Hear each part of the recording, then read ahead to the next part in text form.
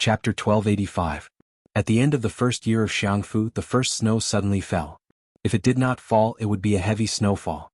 However, compared to previous years, it was said that this year, there were 70 to 80% fewer visitors in and out of Great Peace City. It would probably cause the scattered stalls to make less money.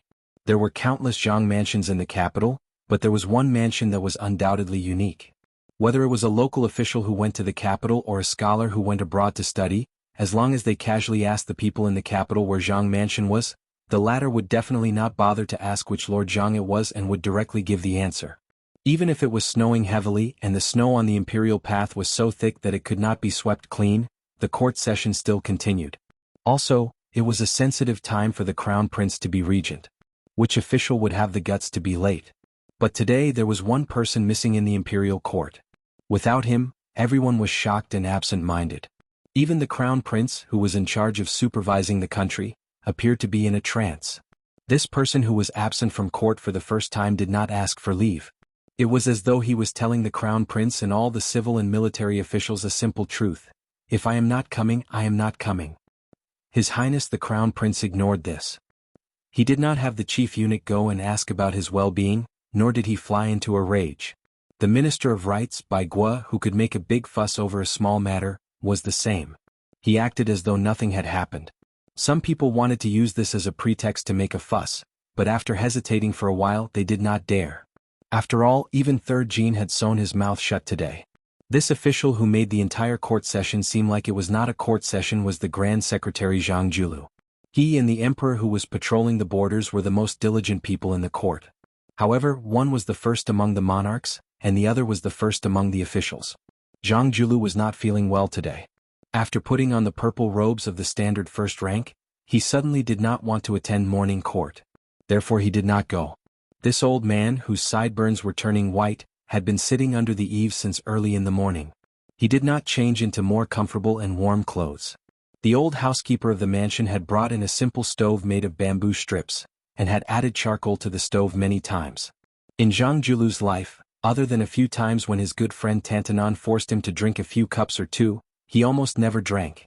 He insisted that drinking would make things worse. However, with nothing to do today and nothing to do in the future, the old man still did not have the slightest intention of drinking. When it was close to noon, he carelessly ate some of the rough homemade pastries and continued to flip through the nameless poetry collection in his hands. Jianghu's ability to govern was outstanding in the world. Most likely, even those powerful political opponents who still had the strength to fight when he first started his career would not deny it against their will. However, Jianghu came from the Hanlin Academy. Other than the artistic essays he wrote when he was young that could be considered sloppy and had some talent, whether it was in memorials, the wording of his speech and the words themselves, they were all dull and tasteless. After so many years, there was not a single good work of a famous teacher that was passed down. There were also no rumors that he favored a literary master, and no comments that added the finishing touch to a good work.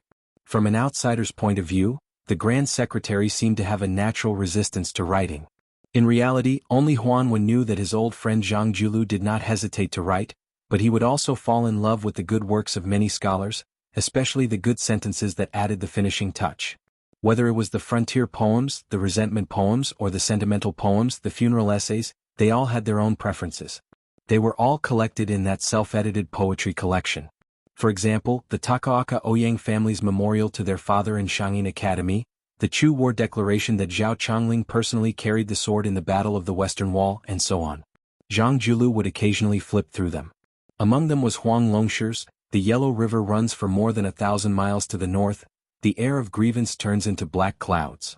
There was also that line by that person who had been scolded as Mei Su Mei Liang back then, there is no war in the horizon, the energy of war dissipates into the sun and moonlight. There was also a famous palace resentment line from an unknown person in the previous dynasty, outsiders do not see a smile, the heavenly treasures last years is a gift for the world. Su Weisheng's took up a lot of space among the 300 or so. Even some of the poems that Su Fengyan had clearly bought with a large sum of money were included. This was probably the so-called magnanimity of the Prime Minister. The old steward suddenly jogged up the steps and said in a low voice, "Old master, the young master has come." Jianghu was slightly puzzled but did not say anything. While his son and daughter-in-law feared him as a father, he was not unreasonable to the point that his children were not allowed to disturb him. However, the eldest son and second son had soft personalities and were somewhat pedantic from a young age. After they got married and started their careers, the two daughters-in-law came from a small family. If not for the Grand Secretary's blessing of having two grandchildren, they would not dare to come here and ask for trouble. The youngest son, Zhang Bianguan, was an anomaly among the three sons. His personality was the most stubborn, but his relationship with the Zhang manor was also the most rigid. It was as if father and son would never have any contact with each other. For Zhang Bianguan to take the initiative to walk into this manor was indeed like the sun rising from the west. Although Zhang Julu's face was expressionless, he still unconsciously glanced in the direction of the courtyard gate. Even a vicious tiger would not eat its cubs. How many fathers in the world truly loathe their own sons? Chapter 1286. Zhang Bianguan was still as sloppy as ever. He ran into the yard with an item in his hand that was not commonly seen in the capital. It was a small copper stove made of bamboo that was popular in the countryside of Jiangnan. Inside there was a charcoal fire covered in ash for warmth. The elderly all liked to carry this item when they went out for a walk or chatted at home. The ancestral home of the Zhang family was south of the Guangling River. Before Zhang Julu made a name for himself in the imperial examinations, he often used this when he was studying hard. After all, compared to a large stove, it saved a lot of charcoal fire. Even poor families could use it if they gritted their teeth. After he became famous in the capital, only his grandfather, who had moved to Tian City to live out his retirement, occasionally used it. Who knew where Zhang Bianguan had gotten such an old antique from?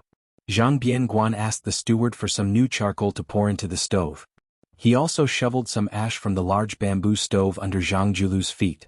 Crouching on the ground, he finished fiddling with it and handed it to Zhang Julu. Zhang Julu was startled. He took it and placed it on his lap. With one hand holding the book and the other holding the stove, the warmth immediately increased. Zhang Bianguan asked for a small stool from the steward and grumbled endlessly, "How old are you? You don't know how to admit your old age. You insist on admiring the snow outside and reading to act like a hero?" The steward smiled knowingly and left. These words could only be said by the young master. The other two young masters would never dare to say such things. The old master only needed to give them a slightly impatient glance, and the two young masters, who only knew how to bury themselves in books, would tremble in fear. Even in the summer, it was as if they were walking on thin ice. Zhang Bianguan used an iron pincer to stir the charcoal fire in the stove and said to himself, "I heard from the marketplace that your words as the Grand Secretary are becoming more and more useless today. Many 5th and 6th level minor officials dare to be sloppy. Other than Wang Xionggui's Ministry of Revenue and Ministry of Rights, which can be considered honest, the Ministry of Appointments, Ministry of War, Ministry of Works, and Ministry of Justice all have countermeasures against Zhang Bianguan's policies. Especially the Hanlin Academy and Imperial College. Every few days the noble officials and scholars will come up with a few new poems that borrow from the past to satirize the present. There are even some who say that the emperor is patrolling the borders. Earlier he went to Liao to clean up the corruption case between the internal and external courts. Now he is going to Jizhou to overturn the case of the Han family. If you want to talk about it, even a basket of them won't be enough." Zhang Julu calmly asked, "Didn't you also say that right now, it's just some low-level officials who are stirring up trouble?" Zhang Bianguan placed his hands on the stove to warm the fire. He didn't even raise his head. Gusts of cold wind rise from underground. If we don't stop it in time, when the evil rain falls on our heads, can we still be saved? Zhang Julu impatiently said, "That's it? If you're done you can leave." Zhang Bianguan suddenly raised his head. His eyes were red as he asked, "This time I actually want to talk about two things. First, there was an imperial censor who accused my eldest brother of embezzling fertile land and my second brother of cheating in the imperial examination. Others are cursing you, the Grand Secretary. I don't care and I don't have the ability to interfere. But why do you have to treat my two brothers so lowly? You clearly have the ability to interfere, so why do you have to swallow your anger? Even if the ending is the same, and I'm just a pile of mud who doesn't care, can't you let my two brothers die a bit more honorably?" Zhang Julu calmly said, "Your second brother cheated in the imperial examination. He said that the 6th place in the provincial examination had an improper origin. Although I didn't incite him to do anything back then, if you think about it carefully, it can be considered true. After all, the chief examiner appointed by the emperor at that time was my disciple. With your second brother's craftsmanship, although it wouldn't be difficult for him to pass the provincial examination, To obtain the title of the chief examiner was no different from a fool's dream. As for your eldest brother embezzling fertile land, Zhang Bianguan angrily said, my eldest brother, that bookworm, and my eldest sister-in-law, every time they come to the residence, they wear the exact same clothes and jewelry that can be considered valuable. How can they compete with the common people? For the sake of his reputation, your grand secretary has never taken a look at eldest brother's official residence. I Zhang Bianguan have been there countless times. I know better than anyone what kind of poor life eldest brother and sister-in-law lead. Zhang Julu interrupted his youngest son's words and calmly said, in the 8th year of Yonghui, I indeed helped your eldest brother purchase 300 mu of fertile land. My method was not honorable, but your eldest brother has always been kept in the dark. Zhang Bianguan was stunned. Then tears immediately gushed out of his eyes. He muttered to himself, why is this? Why do you even have to scheme against your own son? Zhang Julu looked at the snow in the courtyard. It was a vast expanse of white. No one had swept it away for half a day. Perhaps it was knee-deep. He softly said, the so-called spring of Yonghui, all the officials in the imperial court are well aware. In the future, those who stand side by side will mostly come from humble families. Zhang Julu put down the book and stood up. He carried the small stove with both hands and muttered to himself, the rule of humble families having no noble children has already been broken. The significance is great. Compared to the past when the great Emperor Qin established the Qin dynasty, the wandering scholars were no longer rootless duckweeds. However, in the past 800 years, everyone has deeply experienced the advantages and disadvantages of the noble families. In that case, in the next 800 years, will those poor scholars who have jumped over the Dragon's Gate today reflect on themselves? How much will they reflect on themselves? Poor scholars suddenly become rich and powerful. In the morning they become field-salaried workers. In the evening they ascend to the hall of heaven. Do you really think that anyone can control their own hearts in the dyed vat of officialdom? It is precisely these barefooted people who stand at a high position. Once they do evil they have no bottom line. Zhang Julu smiled and said, this door was opened by me, Zhang Julu. Then, looking at me, Zhang Julu, the Grand Secretary of the Imperial Court, who has been in power for 20 years, I have lost my reputation because of the corruption of my descendants. Does this count as giving a dose of refreshing medicine to the poor scholars and officials who have ascended to the Imperial Court in the future? Chapter 1287. Zhang Bianguan slowly raised his head. With tears streaming down his face, he said in a trembling voice, Father, you are always so high and far-sighted, saying the loudest words under the heavens, doing the boldest things under the heavens. But have you forgotten to turn around and look down at us, your children? Zhang Julu did not turn his head to look at his youngest son. He sneered and said, What, are you afraid? That's right, who in this world is not afraid of death? Even those upright officials who frequently ask their families to prepare coffins and then generously go to their deaths are also afraid of death. For some reason I thought of an interesting matter. Some of the officials who had been thrown into the imperial prison were not afraid of death, but they were more afraid of dying without knowing why. Almost all of them used charcoal pens to write suicide letters on the walls of the prison. Perhaps the common people did not know that a charcoal pen in the imperial prison cost several hundred taels of silver to buy. For the poorer ones it was not a problem for them. Dipping their fingers in blood, they were still able to write a letter in blood that was both praiseworthy and tragic. Your eldest brother is inflexible, he cannot do this kind of thing that can accumulate prestige the most. Your second brother is slightly more clever. If he is lucky enough to become an upright and noble official, he would not dare to do it even if he wanted to. As for you, Zhang Bianguan, you probably feel it is beneath your dignity to do it? Zhang Bianguan stood up and snatched the small stove from Zhang Julu's hands. He fiercely smashed it into the snowy ground below the steps. The raging charcoal fire that rolled out of the stove quickly dissipated. Zhang Julu did not care about this son's disobedient behavior. Not to mention licking his children's affection, he even wanted to personally serve his son's 3 bowls of death rice. Even if his son wanted to beat him, the Grand Secretary, a few times, it did not seem to be a big deal. Zhang Julu slowly turned his head. Looking at his ashen-faced youngest son, he asked, Do you really think your eldest brother and second brother do not know the situation of the imperial court at all? Do you really think they do not know the fate of the entire Zhang family? Only you, Zhang Bianguan, can be smart all your life but they can't be smart for once? Zhang Julu retracted his gaze and sneered, Then you are too self-righteous. Among my sons you, Zhang Bianguan, are the most thoughtful. But your 2 brothers are pedantic, but how can they be stupid?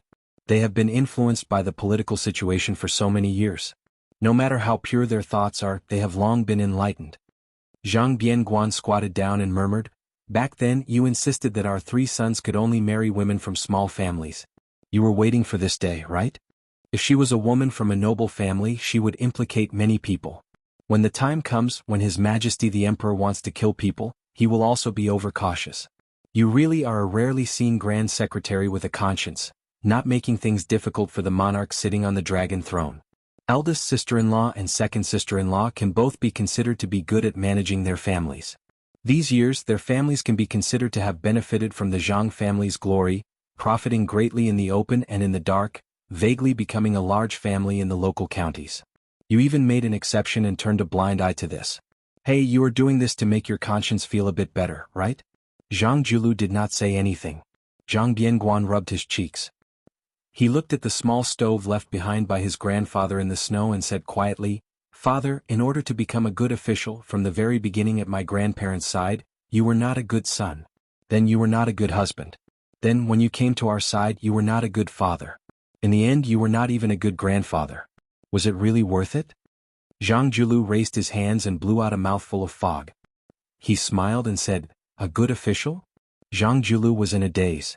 He still remembered that his best friend Tantanon had once said some drunken words. To him, it was easy to be a loyal and treacherous official, it was easy to be an honest and muddle-headed official, but it was the most difficult to be a good official sandwiched between the monarch and the common people. It was difficult to explain clearly in a few words. It was already very difficult to control the monarch's world, and it was even more difficult to win a good reputation in life or in death. Zhang Julu suddenly said, "When I was young I read an anonymous frontier fortress poem. In it there was a line, riding a horse to the west wanting to reach the sky, passing Qi to the west feeling that the sky is low. I was especially fascinated. I always thought that if one day the official career was not successful, at worst I would just throw away the pen and join the army. I would go and see with my own eyes the scenery of the vast wilderness and the sky at the border. That way my life would not be in vain. But later, when the official career was stable, after your mother gave birth to you, she gave you the name Bianguan." For some reason Zhang Bianguan calmed down a lot. He squeezed out a smile and said self-mockingly, "Because of this unworthy name, I have been ridiculed for so many years by the group of second generation in the capital. They said that you, the Grand Secretary, should have been named Zhang Tian or Zhang Jingqing." Zhang Julu smiled and walked down the steps. He bent down to pick up the small stove. He picked up the iron tongs and put some charcoal into the fire. He handed it back to the young son and said softly, "I know that your hearts have been cold for many years. Father can't do anything." Zhang Bianguan was stunned and forgot to speak. Zhang Julu waved his hand and asked the steward to bring a small stool. After sitting down he asked, "The reason for this trip, is it because Man-Air asked for a letter of divorce from you? Do you feel that you can't vent your anger? You have been with the chicken and the dog for so many years, but at this juncture she abandoned you and left? Do you feel like husband and wife are birds in the same forest and fly away separately in the face of disaster?" Zhang Bianguan, who was asked several questions in a row, shook his head and said, "I don't mind her doing this." Zhang Julu wanted to say something but stopped. In the end he just said, "Don't be angry at her. Among the 3 daughters-in-law of the Zhang family, she has it the hardest. It's hard for her to be an evil person. She is such a smart and kind girl. Our Zhang family has let her down." Zhang Bianguan looked straight at his father. The latter asked back, "Do you understand?" Zhang Bianguan suddenly remembered something and suddenly choked with sobs. When a woman is ruthless, she is the most ruthless. When a woman is infatuated, she is the most deeply moved. Zhang Bianguan seemed to have untied the knot in his heart and nodded vigorously. Chapter 1288. Zhang Julu smiled and asked, "That Tantanon always said that even if one has eternal fame, it is not as good as a cup of wine when one was alive. In the past I did not believe it. Why don't the 2 of us drink a few cups today?" Naturally Zhang Bianguan would not refuse. Thus, the most powerful official in Jianghu and the most useless playboy of Great Pea City, this pair of strange father and son, separated by a stove, sat across from each other on a small stool and slowly drank wine. The wine jug was placed on the edge of the stove. Zhang Bianguan said, "Father, in reality no one is angry at you." Zhang Julu drank a mouthful of wine and did not speak. Cup after cup the father and son drank like this. The steward tiptoed over to deliver a second jug of wine. Along the way he brought a thick fur coat for the Grand Secretary. In the end, Zhang Bianguan staggered away in a drunken stupor. Zhang Julu saw him to the gate of the mansion and gave the fur coat to his son to wear. Zhang Julu stood on the steps and reached out to catch some snowflakes in his hand. There was nothing one could do about the affairs of the world. When one could say it, one did not want to say it. When one wanted to say it, one could not say it. Perhaps half a year ago, no one would have believed that the Westchu Navy would be able to fight the Guangling Navy downstream like a lion hunting a rabbit. Like an arrow on a bowstring, they were only waiting to go down the river and head straight for the spring snow building. Even in the darkness, just by the light of the lanterns, those towering ships exuded a savage aura of war. Presumably, every old remnant of Westchu who saw this scene would find it hard to restrain their joy and sorrow. For 20 years, the world had only heard that the Bailiang cavalry was the best in the world. Did anyone remember the majestic sight of the Dechu Navy of the past? In the last few months, there had been an endless stream of old remnant people walking or riding carriages to the riverbank to look at this scene from afar. They either knelt or clasped their hands, all of them weeping and then laughing madly as they returned home to tell their old friends. Chao Changqing personally commanded the navy. The Divine Phoenix was named after the capital city of Dechu. A middle-aged Confucian scholar in green, who had been holding a lantern and admiring a painting, raised his head and gently extinguished the lantern. Walking out of the cabin on the top floor, he gazed toward the right bank of the Guangling River. He saw a group of cavalry dressed differently from the navy suddenly appear. Afterward, the leading knight and a few retainers leisurely crossed the river on a small boat. At the bow of the small boat stood a person. His figure was tall and slender. As the boat approached, the knight's face became clearer under the light. He was determined, conceited, and full of heroic spirit. He lacked the gentleness of a gentleman. However, this young man really couldn't ask for more. It would be strange if he was just a kind and gentle scholar who could trample the territory that Zhao Yi had painstakingly built for more than 10 years and 3 months. One of the deputy commanders of the Dechu Navy, Song Yuanhang, stood beside the Confucian scholar in green. After seeing the uninvited guest, he did not hide his displeasure at all. Not only him, but the Navy generals who had walked out of the cabins on the lower levels of the Divine Phoenix ship also did not have a good impression of this young man. It was not a bad thing for a young man to show off his ability, but to be so arrogant that he did not consider the rules as rules was rather annoying. Similarly, as the son of one of Dechu's most powerful families, Pei Sui, who had made great contributions earlier, was very humble. Ko Jianghu, if it weren't for this person in charge of the navy helping him smooth things over, he would have long rolled up his things and scrammed back to Xianxia Academy to read his books on the art of war. Earlier, he had repeatedly disrupted the plan and acted on his own initiative to move troops and generals. Not to mention that he had come to visit the navy tonight, and he didn't even give a greeting? Did he really think that the great Dechu couldn't accomplish great things without one Ko Jianghu? The scene that followed made the navy commanders on the ship even angrier. Ko Jianghu did not board the ship to greet the commander of Dechu's 3 armies, Chao Changqing. Instead, he stood at the bow of the small boat with his hand on his sword. He raised his head to look at the green-robed man. After directly calling his name, he asked in a low voice, "Chao Changqing, why won't you allow me to take down the 6,000 soldiers that Song Li dropped into my pocket?" The white-haired Chao Changqing did not make a sound and met the young man's gaze. The tall Ko Jianghu had no awareness that he was talking to Dechu's second stabilizing needle after Yi Baikue. His tone was angry and dissatisfied, almost questioning. The opportunity is fleeting. Song Li is not an idiot who doesn't understand military matters. Wait until he has a firm foothold on the Eastern Front and straightens out the internal conflict in the spring snow building before I want to do it in one go. Ko Jianghu, you are already General Ko. As for the imperial edict to remove you from your position, you will receive it a few days later. However, it is all the same whether it is early or late. Chao Changqing. I, Ko Jianghu, originally thought that Dechu still had 2.5 people who knew how to use troops and enough to conquer the world. Since there is only half left tonight, then there is no hope of reviving the country. It doesn't matter if I am an official or not. I want to open my eyes and see if that half can help you take down the spring snow building. Ko Jianghu angrily threw his sword into the Guangling River. The small boat turned around and left. Song Yuanhang quietly asked, "Minister, has this kid lost his mind?" Chao Changqing smiled slightly. He has not gone mad. Ko Jianghu is very clear-headed. His view of the Eastern Front is correct. However, what Ko Jianghu does not know is that he has been blinded by a single leaf. Minister, why do you say this? The main general of the Eastern Front that I, Chao Changqing, one should not only focus on the spring snow building in Jianghu. If he stops here, then Xia Shibian will be able to achieve his so-called half a person. The blue-clothed official lowered his head and looked at the Guangling River flowing east. He was in a daze. Ko Jianghui should be able to see further. He should be looking at the Great Peace City. Chapter 1289. In the prince's mansion in Xiangfan City, the young king of Jing and Zhao Sun was summoned to Guangling to quell the rebellion. So far he had not made any contributions. The large Qingzhou was handed over to a blind man who was also young. It was peaceful. He did not make any outstanding achievements, but he did not degenerate to the point where he had to use self-deprecating methods to win the trust of the new king of Jing'an. It could be said to be a model example of a ruler and his minister being compatible. It was somewhat similar to the partnership between the king of Yan and Nalan Yusi. After nightfall the stars twinkled. Lu Xuan stood under the eaves and raised his head to look at the resplendent starry sky. Next to him was the maidservant that Prince Jing'an's estate had placed at his side. He never thought that after spending so much time together, they would end up in the same boat. But this might not necessarily be the young Prince Jing'an's original scheme. Teacher, you asked the prince to only lose and not win. When the time comes and the Zhao family loses face, the emperor will most likely blame you, right?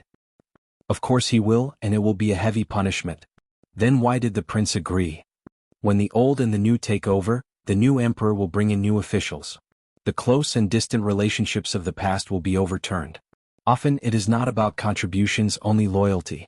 It is about enough to use a few thousand lives in Qingzhou to show loyalty. When the old emperor deliberately suppresses someone, it is to pave the way for the new emperor to use. Otherwise, who will remember the good of the new emperor?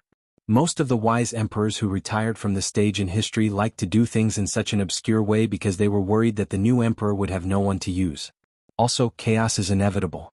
After His Royal Highness loses this time, other than expressing his stance with the emperor and the crown prince, he can also take the opportunity to remove himself from the chaotic world and observe the changes quietly.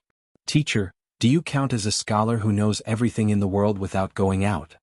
I, as a teacher, am still lacking compared to Mr. Yuan of Great Peace City and Mr. Nalan of the King of Yan. Teacher, you are too modest. Blind Lu Su smiled but did not speak. Teacher, tell me some more principles. Although I don't understand, I like to hear them. How can there be so many principles? I'm just full of complaints. Teacher, don't be angry when I say this. If one day Wuxia uses me to threaten Mr. can rest assured. Isn't it difficult to use a dead person to threaten a living person? Don't do anything stupid. If you kill yourself with Zhao Sun's personality, I won't be far from death either. Otherwise, he won't be able to sleep well with a so-called confidant that he can't control. Sir, are you helping me find a lame excuse to live? You're not stupid. But to be honest, this reason is not lame. Sir, you're a good man. Are you tired of living like this? What's so tiring about it? At the very least, it's easier than cheating people by gambling in Yongzi Alley a few years ago. Sir, I think you have great wisdom. But I can't tell whether you're wearing new clothes or old ones. I'll know if I touch it, after taking it off. See no evil? Sir, don't you like to say that you're blind? Lu Su suddenly laughed. Then he said softly, Zhao Sun Huainanzi is called a beautiful jade, but if you break it down, isn't it a Sun emperor? Lu Su sighed, the backbone of us scholars will be broken in a few days. It was the same night but far away at the border. Along with the sound of horse hooves in the distance, Jizhou's wild goose castle, which was not inferior to a border town, was like a giant beast that had been awakened. Almost instantly, countless lanterns and torches lit up at the same time, illuminating the castle as bright as day. There was a moat outside Wild Goose Castle. As the city gate was opened, the bridge was slowly lowered. The 7 or 8 riders did not need to wait for a moment before they rode their horses onto the bridge and entered Wild Goose Castle. Inside the city gate, a large group of Li family members were kneeling in Wild Goose Castle. There was the reclusive old castle master Li Chulin, the eldest son Li Yuanya who had specially rushed home from Jishi, and a group of elders who were rarely seen. No one was absent. Other than Li Huoli, the eldest son Li Huoli who had suddenly died after traveling south to Jiangnan, the entire Li family who was like a local tyrant in Jizhou, was present. Even the old castle master's 80th birthday 2 years ago was not as grand as this. The leader of the 7 or 8 riders had an unfamiliar face. His face was pale and he looked like he could not stand the extreme cold of the winter in the north. He wore a thick fox fur coat from Liaodong. Probably because he was old, He had already nurtured his loftiness to be very restrained and did not give off an overbearing feeling. Other than the father and son pair, Li Chulin and Li Yuanya, no one in Wild Goose Castle knew the identity of this graceful man. However, with the help of the brilliant lights in the corner of their eyes, the others could still see some clues. The rider behind the man who was acting as an attendant was actually the only great pillar of Liang, General Gu Jiantang. The members of the Li family kneeling on the ground, other than the ignorant teenagers and ignorant children, all guessed the identity of this man. For a moment, their eyes were filled with awe, anxiety, and pride. What a great honor it was to have such a distinguished guest visit them. How glorious was it to bring glory to their family. Perhaps because Gu Jiantang had reminded them before, Li Chulin and Li Yuanya only knelt to welcome him and did not greet him superfluously. The man dismounted from his horse and smiled warmly. The north is cold and the land is cold. Besides, the records of rights of the king states that 80 strokes of the rod should be used in court. Old castle master, please rise. Everyone else don't kneel. The 6 riders behind him dismounted at the same time. General Gu Jiantang, who was in light armor and carrying a saber, stepped forward silently and helped the man lead his horse. Li Chulin stood up carefully. Every wrinkle and crevice on his haggard and dignified face seemed to emit a strange brilliance. The old man, who was particularly tall, still bent slightly after getting up. He probably did not dare to let the man 5 steps away raise his head and speak. In terms of physical condition, Li Chulin, who was 80 years old but was still strong, looked more like a young man than the man in front of him. At least, Li Chulin gave others the impression that his heroic spirit had not diminished in the past. On the other hand, the guest who visited Wild Goose Castle in the middle of the night seemed to be unable to hide his exhaustion. Especially with the invisible contrast of the martial arts grandmaster Gu Jiantang, he seemed to be even more lethargic. Chapter 1290. As the man moved forward, the group started to break apart. At the same time, there was a suspicion that they were trying to steal the show. The man in the fur coat walked at the very front and called for the old castle master, Li Chulin, to accompany him. Gu Jiantang held a horse in each hand and followed closely behind. Then came Li Yuanya. These 4 people slowly walked at the front. Then came the 5 riders who each held heavy military power on the northern border of the dynasty. Finally came the old and young members of the Li family. Because the sight of the 5 people holding the horses was blocked, the Li family members who couldn't go to Gu Dezhugua's side to see what was going on started to look at the backs of these people. The old man with the sharp eyes of Yanbao recognized most of them and guessed the rest. He couldn't help but be speechless. These 5 people were all important figures in the military who held the title of general with real power. The lowest official was rank 4. It could be said that if these 5 people died at Yanbao, then the northern border of the Tu Liaos would be half paralyzed. However, with Gu Jiantang, who was the #1 blade user in the world, holding the line, it would be difficult for these 5 generals to die even if they wanted to. Other than having high positions and power, these 5 riders had one thing in common. Compared to the old generals like Yang Xinxing and Yan Zhinxuan, although their military achievements and fame were not as great, they won because they were young. The oldest was less than 50 years old and the youngest was only 30 years old. The battlefield at the border didn't care about age and experience more than the court. Therefore, it could be said that these 5 were destined to become the future military pillars of the Liang imperial court. Perhaps the next minister of war of Great Peace City would emerge from among them. The man walked on the smooth road paved with large green stone slabs. He raised his head and looked at the numerous fire dragons that stretched up from the lanterns. He sighed softly and said, "This is the first time I have entered Ji province in my life. I should have come earlier. My Zhao family is about to conquer the world. Usually, when I go to the diligent room to teach the Zhao family members, I always say that we can't slack off. We can't be misled by the ancients and believe that after conquering the world, we have to dismount from the horse and protect the world. That's what I said, but I don't seem to have done a good job of teaching them by word and example. Presumably, some of the Zhao clan's descendants will find it harder to place as much importance on military affairs as their ancestors." No matter how brave the old fox Li Chulin was, he didn't dare to interrupt the Son of Heaven's family affairs. He could only perk up his ears and not miss a single word. As long as the emperor, who was traveling incognito, didn't ask questions, he would just listen and not speak. This man who could allow Gu Jiantang to lead his horse and guard him with a clear conscience was none other than the current emperor, Zhao Dun, who had stealthily arrived at the border. However, the emperor did not issue an edict for the crown prince to be regent as soon as he left the capital. Instead, when he was about to return from Jizhou, he had the head eunuch of the ceremony directorate, Song Tonglu, hand a secret edict to Bai Guo of the Ministry of Rights and make it public. The edict was ambiguous, and it was enough for the purple-cloaked officials and the officialdom to chew on. This was the first time the old man had seen the emperor with his own eyes, and his heart palpitated violently. That year the execution of the entire Han family had caused turmoil in Jizhou. The Li family of Yanbao, who had a marriage alliance with the Han family, had also been implicated.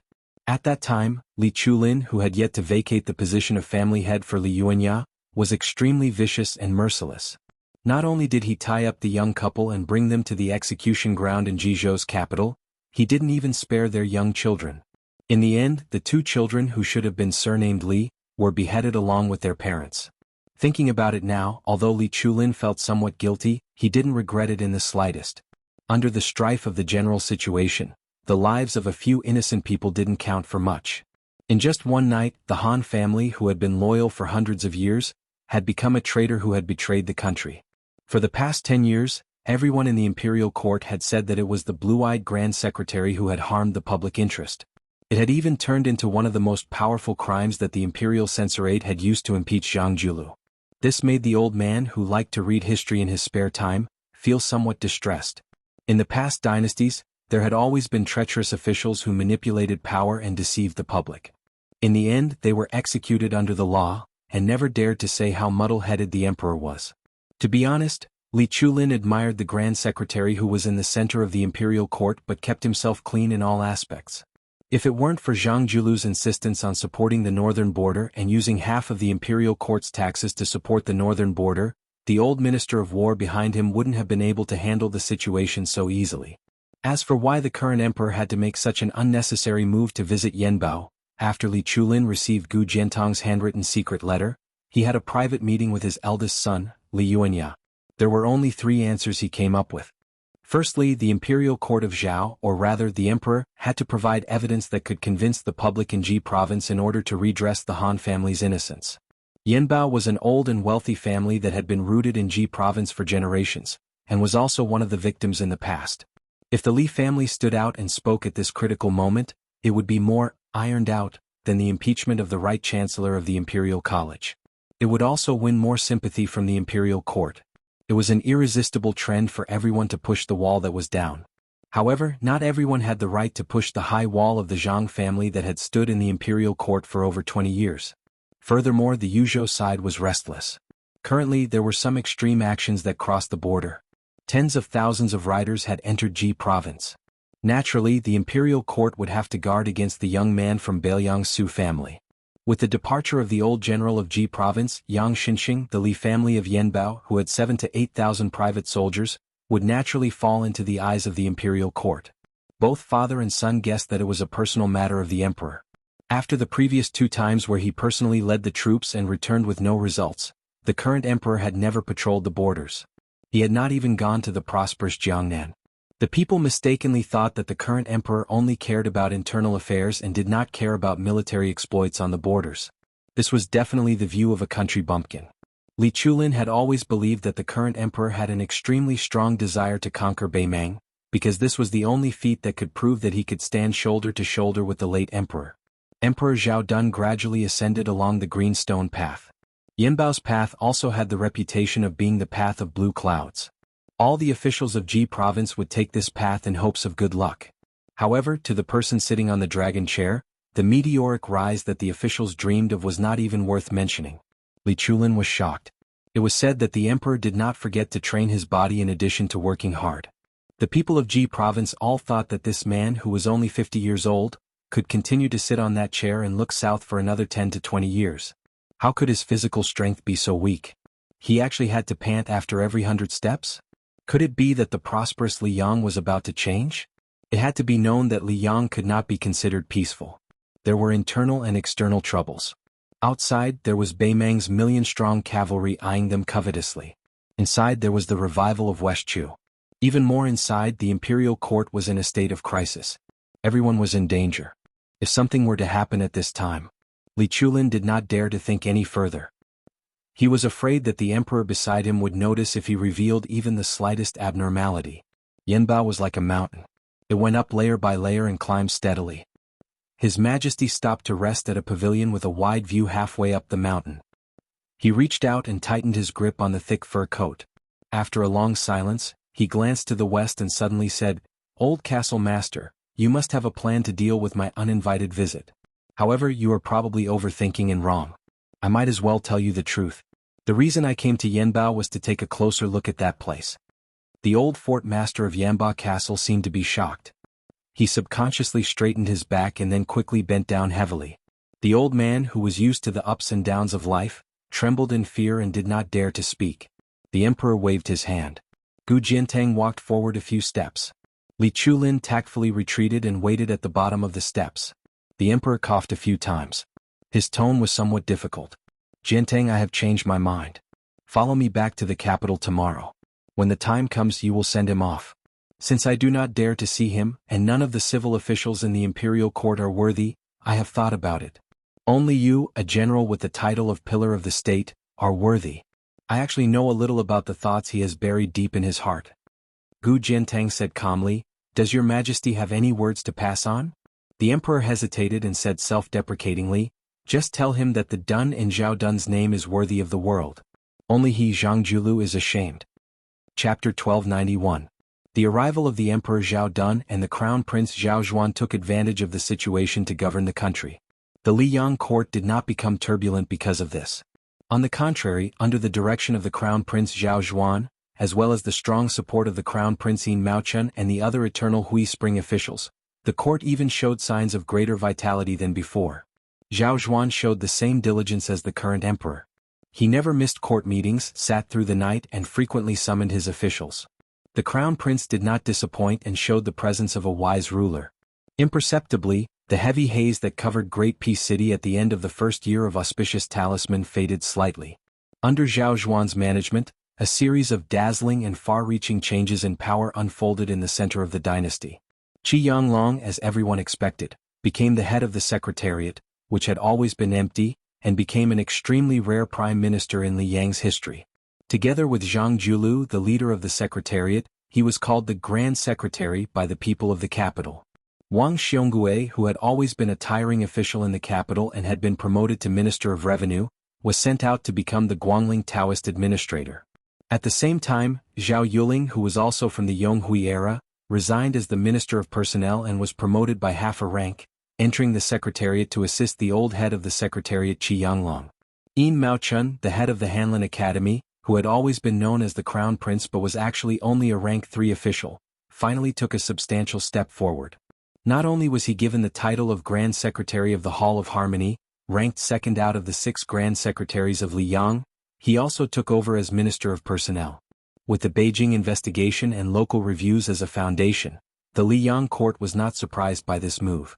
Bai Guo, the Minister of Rights, filled the vacancy left by Wang Xionggui's departure, moving from the Ministry of Rights to the Ministry of Revenue. Although their ranks were the same, one was the Minister of Rights of the Yamen, and the other was the Ministry of Revenue that was in charge of land taxes. Everyone could see that Bai Guo had also stepped onto a new level and did not fall too far behind Zhao Yuling and Yin Maochun. As for the Right Chancellor of the Imperial College, Jin Lanting, who had a public conflict with Yao Baifeng, he became the luckiest person in the Liang dynasty in the past 5 years. After the left assistant minister of the Ministry of Rights was promoted to minister, Jin Lanting, who had been on the cusp of Great Peace City for the past few years, once again gave everyone a huge surprise. He was promoted to secondary grade 2 left assistant minister of the Ministry of Rights. The left chancellor, Yao Baifeng, who was supposed to be in charge of the Ministry of Rights, became the unexpected person. The commander at the front, Lu Xingxiang, who did not know how to use troops and cause problems in the rebellion, was promoted instead of being demoted. Although he resigned from his position as the left assistant minister of the Ministry of War, he was promoted instead. Although he resigned from his position as the left assistant minister of the Ministry of War, he received the title of primary grade 2 general. The dragon general, Su Gong, who was seen as having the potential to lead troops down south, was not only unable to replace Lu Xingxiang, who was widely acknowledged to be mediocre, but this pillar of the Su family was instead hidden as the left assistant minister of the Ministry of War. After taking the position, it was rumored that he was going to be chased out of Great Peace City to patrol the northern border. It was hard to imagine that such a grand storm had nothing to do with that purple-bearded, blue-eyed man from beginning to end. Last year, during the inspection, Zhao Yuling and Yin Maochun submitted to the emperor matters regarding the promotion and reprimand of the 1800 officials in the capital. This year was the external inspection, which was also the year of the local evaluation.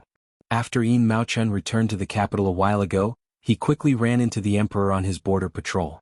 Thus, under an imperial edict from Liaoshi to the capital, the details of the local evaluation were sent to the crown prince. Zhao Zhuan was given full authority over this matter. After the morning court session, the crown prince had Song Tonglu, head of the ceremony directorate, pass on a message to all of the grand secretaries of the palace, the big shots of the 2 provinces under the Hall of Secretaries, the assistant ministers of the 6 ministries, and a number of dukes and marquises surnamed Zhao to participate in this impromptu afternoon court session, which could be considered a common occurrence in Liang Imperial Court. In the meeting room, the 3 officials of the Ministry of Personnel, the Ministry of Personnel's Merit Auditing Department, the Ministry of Appointment Examination Department, and the newly appointed Merit Auditing Department were responsible for reporting the specific situation. The crown prince and the 20 or so most powerful dukes and marquises in the Liang dynasty passed around the files one after another. There were also several eunuchs, including the ceremony directorate, who were present to listen. These eunuchs, who wore bright red python robes, were mainly responsible for adding charcoal and changing the refreshments. Grand Secretary Zhang Julu was invited but did not attend. In the warm room there were not many new faces, but many of the old faces had changed into brand new official robes and court robes. It was not the new year, but there was already a new atmosphere. The former Minister of Personnel, Zhao Yuling, was already one of the few first-rank officials. Today he sat beside the head of the Hall of Secretaries, Qianglong. Intentionally or unintentionally, he glanced at Yin Maochun, who was also of Jianghu origin. When he lowered his head and leisurely drank his tea, the corners of his mouth quietly curved up. A certain someone had been called the Prime Minister for more than 10 years. Today he was only the Minister of Personnel of the External Court, nothing more than eating the leftovers from his own leftovers. The dust had more or less settled, but didn't he still not lose the title of Prime Minister? When would he be able to take on the role of Prime Minister, in reality? In the spring of Eternal Hui, it was publicly acknowledged that Bai Guo was the most talented, but Yin Maochun was the most suitable. However, I, Zhao Yuling, am now a step ahead of him. The so-called Grand Secretary of the Palace of Harmony that Yin Maochun has is nothing more than the Emperor's alms to compensate you for not being able to become the head of the Palace of Secretaries. Chapter 1292. In truth, half a month ago, Zhao Yuling had been secretly worried. He was not afraid that Yin Maochun, who had been dormant for many years, would amaze the world with a single brilliant feat. What he was afraid of was that Yin Maochun would continue to be suppressed in the Hanlin Academy. This meant that once someone completely fell from power, Yin Maochun would be destined to be the one with the greatest benefits. Now that the court had given him the Minister of Appointments and the Grand Secretary, Zhao Yuling, who was familiar with the thoughts of the Emperor, could be at ease. Slightly moistening his throat, Zhao Yuling, who was in a good mood, twisted the lid of his teacup. Out of the corner of his eye, he casually sized up the new Minister of Revenue, Bai Guo. He had never seen this disappointing fellow as an enemy. Even though Bai Guo had a good reputation in the court, once one had climbed to their level, they only paid attention to 4 words: simplicity in the heart of the Emperor. As expected, Bai Guo had not been able to enter Tantanan's subordinate province, and he had not been able to obtain the position of First Minister of the 6 ministries. In the end, in this room, the most disappointed person was Yin Maochun. The second most disappointed person was our new Minister of Revenue. However, in Zhao Yuling's view, Bai Guo, who did not have much of a foundation, should be satisfied to be able to obtain the position of Minister of Revenue. Zhao Yuling raised his eyelids and just happened to see the bearded young third minister Jin looking over. Zhao Yuling's face was expressionless. The newly appointed left assistant minister of rights, Jin Lanting, hurriedly smiled in greeting. Zhao Yuling did not pay him any attention. He turned around and put down his teacup, laughing coldly in his heart. Did a lucky fellow, who had relied on crooked methods to barely make it to the center of the dynasty, really think he could last forever? In the court, one was not afraid of the battles between gentlemen or even between factions. However, the greatest taboo was to make enemies everywhere because of personal grudges. Coming from a small, unknown noble family in Beiliang, in just a few short years, he had angered Huan Wen and Yao Baifeng. Even if he managed to use his influence to take down someone, could he, Jin Lanting, clean up the mess afterwards? Other than Jin Lanting, who was attending such a high-level court meeting for the first time, there was another official who was even more unfamiliar to Great Peace City than Jin Lanting. That was Su Gong of the Gumu family of Gangnam-do. As the assistant minister of the Ministry of War, he was still a famous general even though he had missed the spring and autumn war. At this moment he was sitting upright beside his superior, Liu Baijia. His eyes were focused on his nose was focused on his heart, and his expression was firm and rigid. Compared to the elegant bearing of the Tangxi sword Immortal Liu Xianxia, Su Gong was more like a military general on the battlefield. His body was tall and sturdy and his appearance was rough. His ascension this time was the most confusing of all the officials who had changed positions.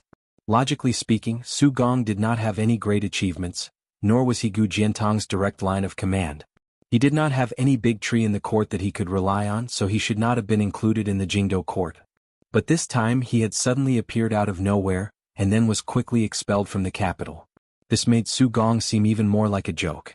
The court meeting only came to an end at dusk. The Minister of Works and the Assistant Minister of the Ministry of Justice, both in their 60s, could not hide their fatigue. Crown Prince Zhao Zhuan ordered the ceremony directorate to have the imperial kitchen send over some food. During this time, all the officials could find time to rest or walk out of their rooms to get some air. Huan Wen was an important official with sufficient experience, reputation, and achievements. Naturally, he would not be as reserved and uneasy as the assistant ministers of the 6 ministries. He was the first to leave the room. Crown Prince Zhao Zhuan quickly rose and walked out quickly. He called out to Tantanon with a smile and then they walked out together. This scene, in the eyes of those who paid attention, could not help but cause their imaginations to run wild. Jean Lanting sat in his seat without moving. He also did not take the initiative to exchange pleasantries with any of the seniors in the room. He seemed particularly lonely. In the corridor outside the room, Huan Wen smiled and asked, "What matter does your highness have?" There was no one around. The crown prince blinked and secretly made a gesture of raising his cup to drink. Huan Wen was not polite. He chuckled and said, "That would be great." The two of them walked to a distant side room. Behind them was the head eunuch of the ceremony directorate, Song Tonglu. The crown prince hesitated and then said, "The position of the right chancellor of the Imperial College is temporarily vacant. Master Yao has not recommended anyone for the position. Does Tantanon have any suggestions?" Huan Wen was stunned. Crown Prince Zhao Zhuan smiled and did not speak. Huan Wen also smiled and did not hesitate. He said straightforwardly, "There is no candidate for the right chancellor of the Imperial College. The province under my tutelage is lacking a satisfactory assistant official. Coincidentally, I can take this opportunity to ask for someone from your highness." Zhao Zhuan furrowed his brows and asked quietly, "Could it be?" Although the crown prince did not say a name, Tantanon had already nodded. Both sides were well aware. It was Qin Xiaobao Qin Wang of the Diligent Department. He was born a poor scholar and had achieved jinshi. He did not make it into the top 3, but he was barely qualified to enter the Hanlin Academy and become a noble servant. He then served as the personal attendant of the Son of Heaven. Later, he was briefly a lecturer in the Eastern Palace and a doctor in the Meritorious Service Department. Noble was noble, but his official position was not high. Junior Guardian could only be considered a title bestowed by the Son of Heaven. But if Chen Wang could go to the Minxiao province and become Huan Wen's right-hand man, then it would not make sense if he did not have a high third-rank official. It was even possible for him to be a second-rank official. In this way the popular Jean Lanting in Great Peace City would pale in comparison. Huan Wen suddenly slapped his head and said, "The candidate for the right chancellor of the Imperial College, I have thought of a very unsuitable candidate." The crown prince couldn't help but smile. He said helplessly, "Tantanon, your words?"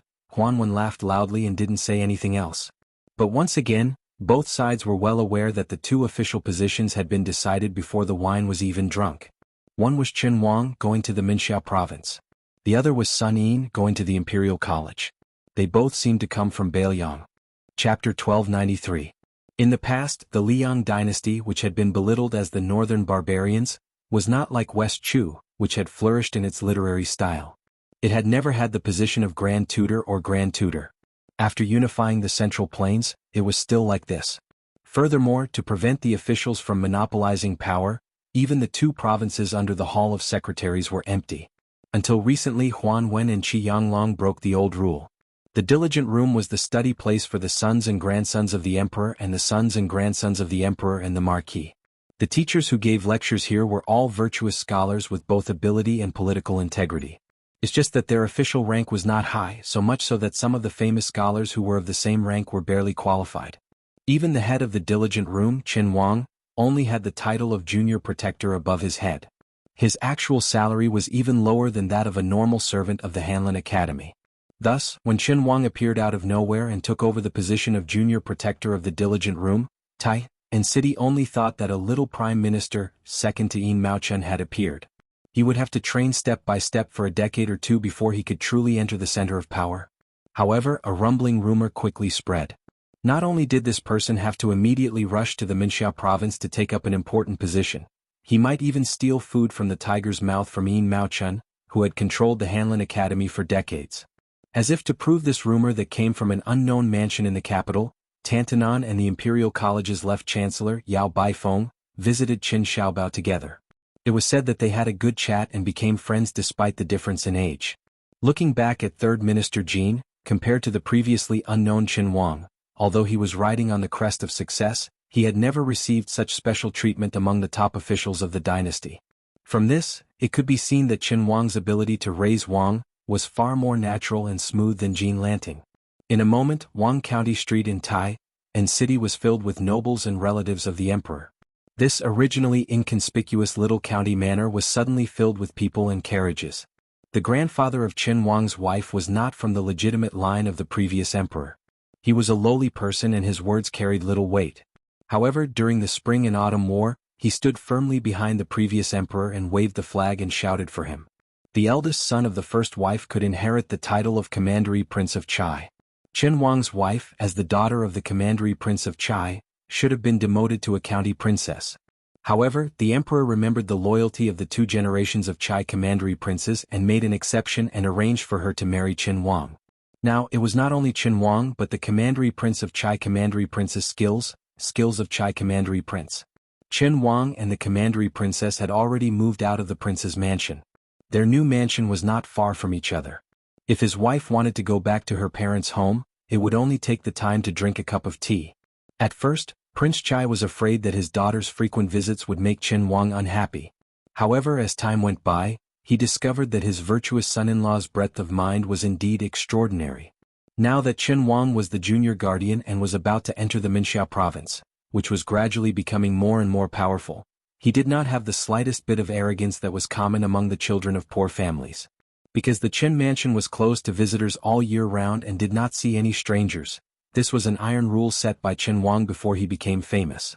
Many opportunists who wanted to warm up the stove had to take a step back and go to the junior guardian's father-in-law's mansion with gifts. This made Commandery Prince Chai, who had the nickname of Cold Bench Commandery Prince, feel proud. The Commandery Prince Chai, who was slightly older, would visit his neighbors on the street with his hands behind his back. The grievances of the first half of his life were probably swept away. Great Peace City welcomed its second snowfall. Before the old snow had completely melted, new snow was piled up. The more tired and lazy families didn't even bother to sweep the snow. The elders who were familiar with the solar terms muttered that before the year was over, there might have been a snowy scene to enjoy. It was just that the winter cold was bone-chilling, making it hard for these old bones with one foot in the grave. However, other than sighing, the elders would often gather their friends around the stove and chat. The common people of the capital under the sun of heaven liked to point out the country. This was especially the case for these old fellows who had experienced 2 or even 3 dynasties of Emperor Liang. Even though they were not happy about the rising smoke of the northwest frontier fortress and the ending of the Guangling battle, they were still generally optimistic. After all, the current dynasty had gone through more than 20 years of cultivation and recuperation. Liang also had the solid foundation of the eternal Hui Spring. The old people of the capital who were accustomed to wind and rain believed that by this time next year, the world would be completely at peace. Some of the elders would even think that if they could see the scene of the current dynasty swallowing up Beimang before they lay in their coffins, then they could die without regrets. This place in Great Peace City that the common people called Junwang Alley vaguely seemed to be in a confrontation with the street where Grand Secretary Zhang's residence was located. Only the situations of the two sides were completely opposite. The latter, whenever it was time for morning court and after court, would always be full of people and carriages, while the former streets were rarely seen. It was because even though the people in the former's residences all had top-notch statuses, apart from an extremely small number of people who could participate in court politics, most of them were pretty to look at but useless embroidered pillows. Ever since Eternal Hui, they had always been excluded from the center of the imperial court by a certain purple-bearded and blue-eyed individual. As a result, when they made that trip back and forth every morning and evening, they could only be pushed out as decorations during the few imperial court ceremonies that could be counted on one's fingers. The latter streets were incomparably noisy, everyone dressed in purple scarlet official robes. However, ever since autumn of the first year of Xiangfu, the carriages in the always lifeless Junwang Alley gradually became more frequent.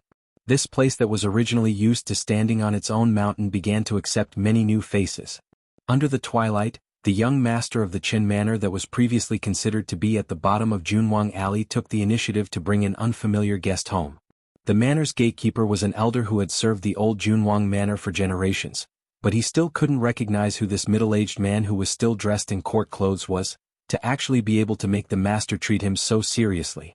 Looking at that person's official patch, it was clearly a brocade-embroidered third-grade peacock. The elder believed his eyesight was still quite sharp. Whether or not he was an aristocratic family's descendant, the old gatekeeper had confidence that he would be able to recognize him with a single glance.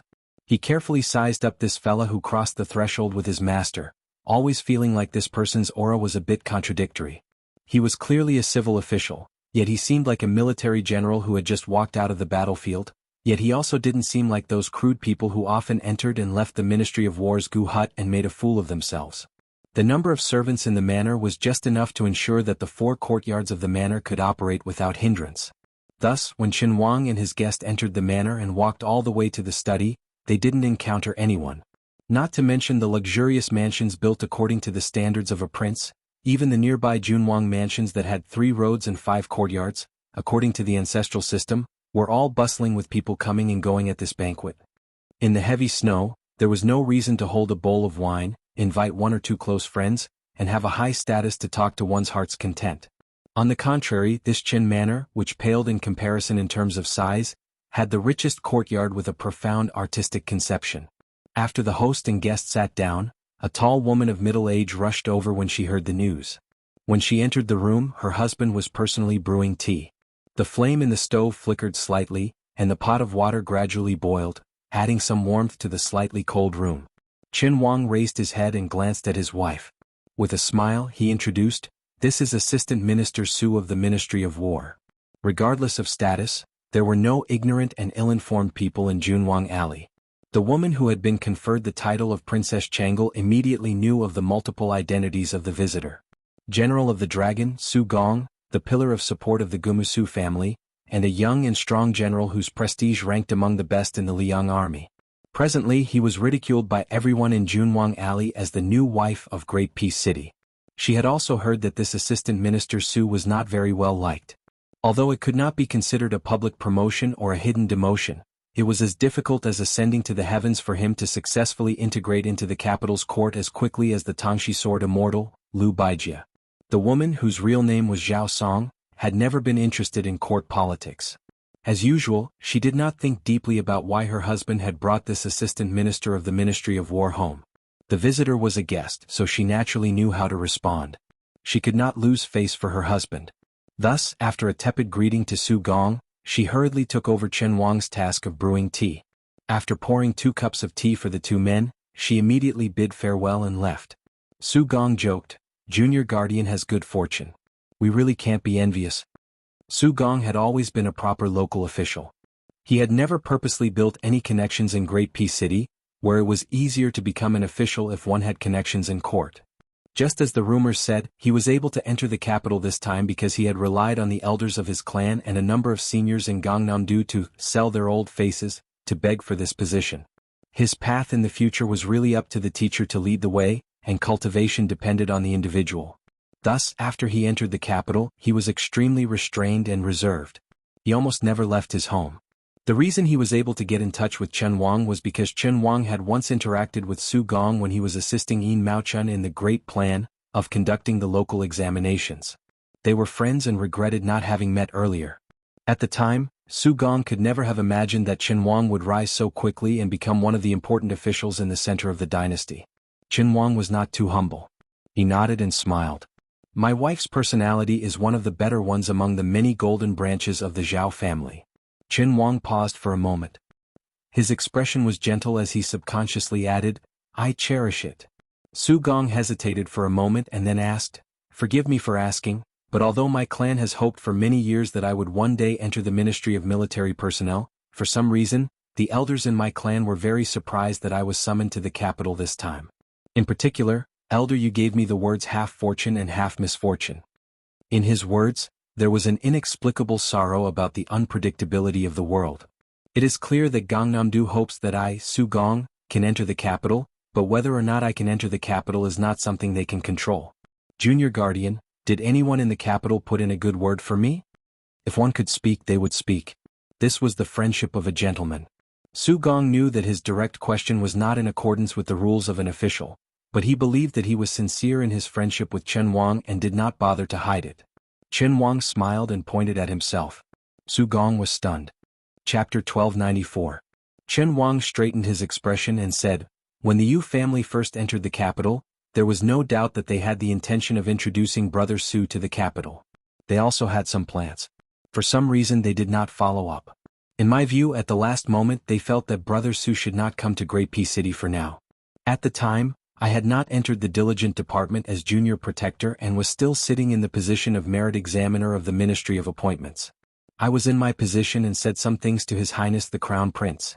Of course, that was just icing on the cake.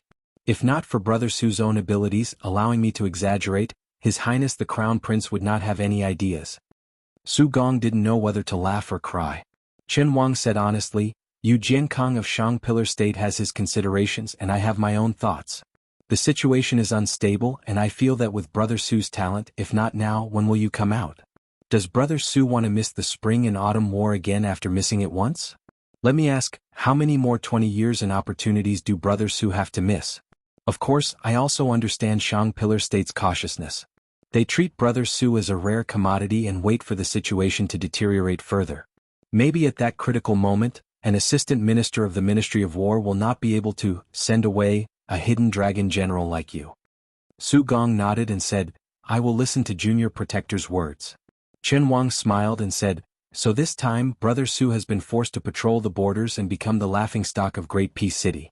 Don't blame me for drawing legs on a snake. How about I use tea in place of wine and punish myself with 3 cups? Su Gong laughed open-mindedly and said, "Brother Chen's words are pretentious." Chen Wang countered, "You called me Junior Protector so many times and only called me Brother Chen. You dare to say I am pretentious? Who is the pretentious one?" Su Gong, who was as tall as a mountain, said shamelessly, "Junior Protector, please forgive me." Chen Wang drank tea. The woman who stood at the door hesitated for a long time but still did not knock. She had turned back to tell her husband that she was going to her maternal home to take some things home. Seeing the warm smile on this man's face, she felt both heartfelt and indescribable guilt. She was happy that her husband was a perfect match that no picky woman could find fault with. She was happy that he finally had a friend whom he could bear heart to drink tea and chat with. As for Princess Changle, she felt guilty that ever since they had been married, she had never known how to share his burdens. Based on her woman's intuition, she could sense his deeply hidden depression. Perhaps it was because being by the Emperor's side for so long was like living with a tiger. Everywhere he went, it was as if he was treading on thin ice. She, as a so-called golden branch and jade leaf, as well as her father's so-called relatives of the imperial family, had always been a restraint to her man, not a help. Chen Wang never drank. Even on the day of their marriage he did not overdo it. Every day he would burn the midnight oil and read. He would sleep much later than she did, but he would wake up much earlier than she did.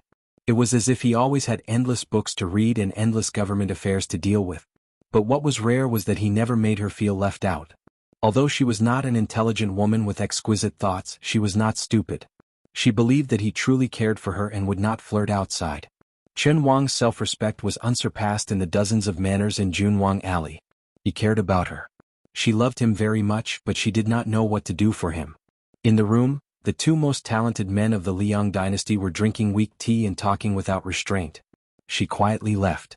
Chen Wang asked Su Gong about the trend of the Guangling Road War. Su Gong was deeply worried and his tone was somewhat heavy. The Ministry of War's earliest estimate was that they would be able to quell the rebellion in half a year. In fact, it was not completely blind optimism.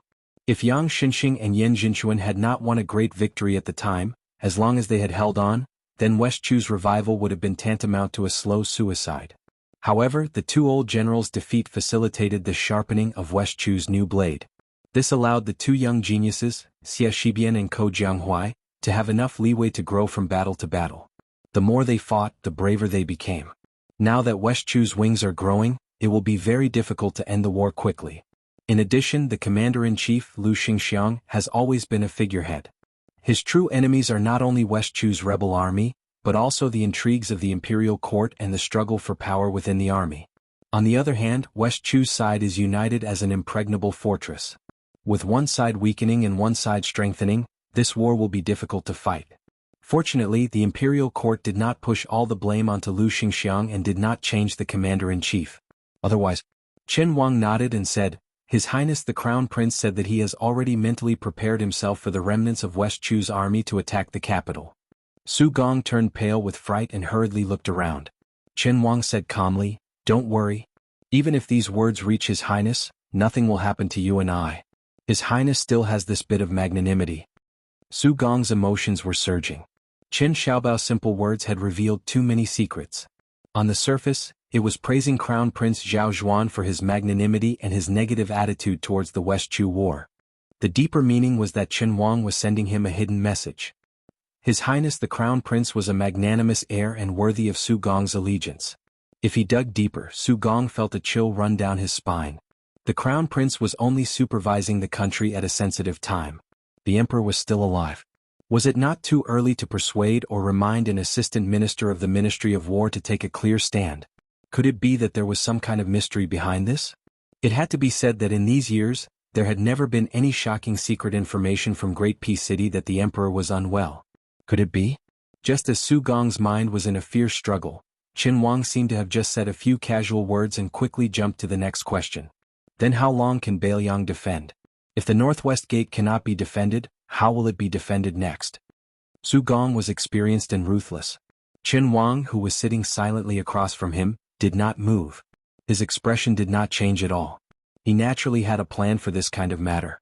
He immediately replied, Under normal circumstances, the Bailiang frontier army can defend for 2 years, but this is based on the premise that neither side makes any major mistakes or plots. In reality, when two armies are facing each other, you can never guess whether the opponent's next move will be stunning or muddle-headed. There are many classic battles in history that were created by a strange combination of factors. Some made the best of the mistakes and some made the best of the mistakes. Some people lost mysteriously and some people won in a strange way. Some people won in a strange way, some people won in a strange way, some people won in a strange way, some people won in a strange way. If it was a normal confrontation between two armies, the leader's ability to use soldiers was mediocre. It was just a competition of the resources of both sides. There was no suspense. But in the Great War of Liang Mang, it could not be compared like this because both sides had too many famous generals. Su Gong was slightly fascinated and a dazed look appeared in his eyes. Bailiang had Chu Lushan, Yuan Zuozong, Yan Wenluan, Chen Yunchue, He Zhonghu. Which one of them was not a general who had been exposed to the smoke of battle and could take charge of an area? Beimeng had Tuoba Bodhisattva, Dong Zhuo, Lu Gue, Huang Songpu, Yang Yuanzan. Su Gong sighed and said, Almost everyone can cause unpredictable changes to the entire battle situation. Chapter 1295. Su Gong gradually entered a good mood. Once he started talking he could not stop. He held a cup in one hand but did not drink the tea. He raised the other hand and pointed in the air. Before Bailiang was absorbed into Liang territory, there were two paths for the northern nomads to invade south. One was to use Bailiang, which was at the head of the central plains, as the first choice. The army occupied the high ground and was usually unstoppable. The disadvantage was that the battle line was slightly longer. Even if they fought all the way to Xiangfan, which was at the middle of the central plains, it would be difficult to advance any further. Often they could only retreat. The second was to go south through the gaps at the border of Ji province and send cavalry to search in batches to clear out the scattered obstacles outside the pass.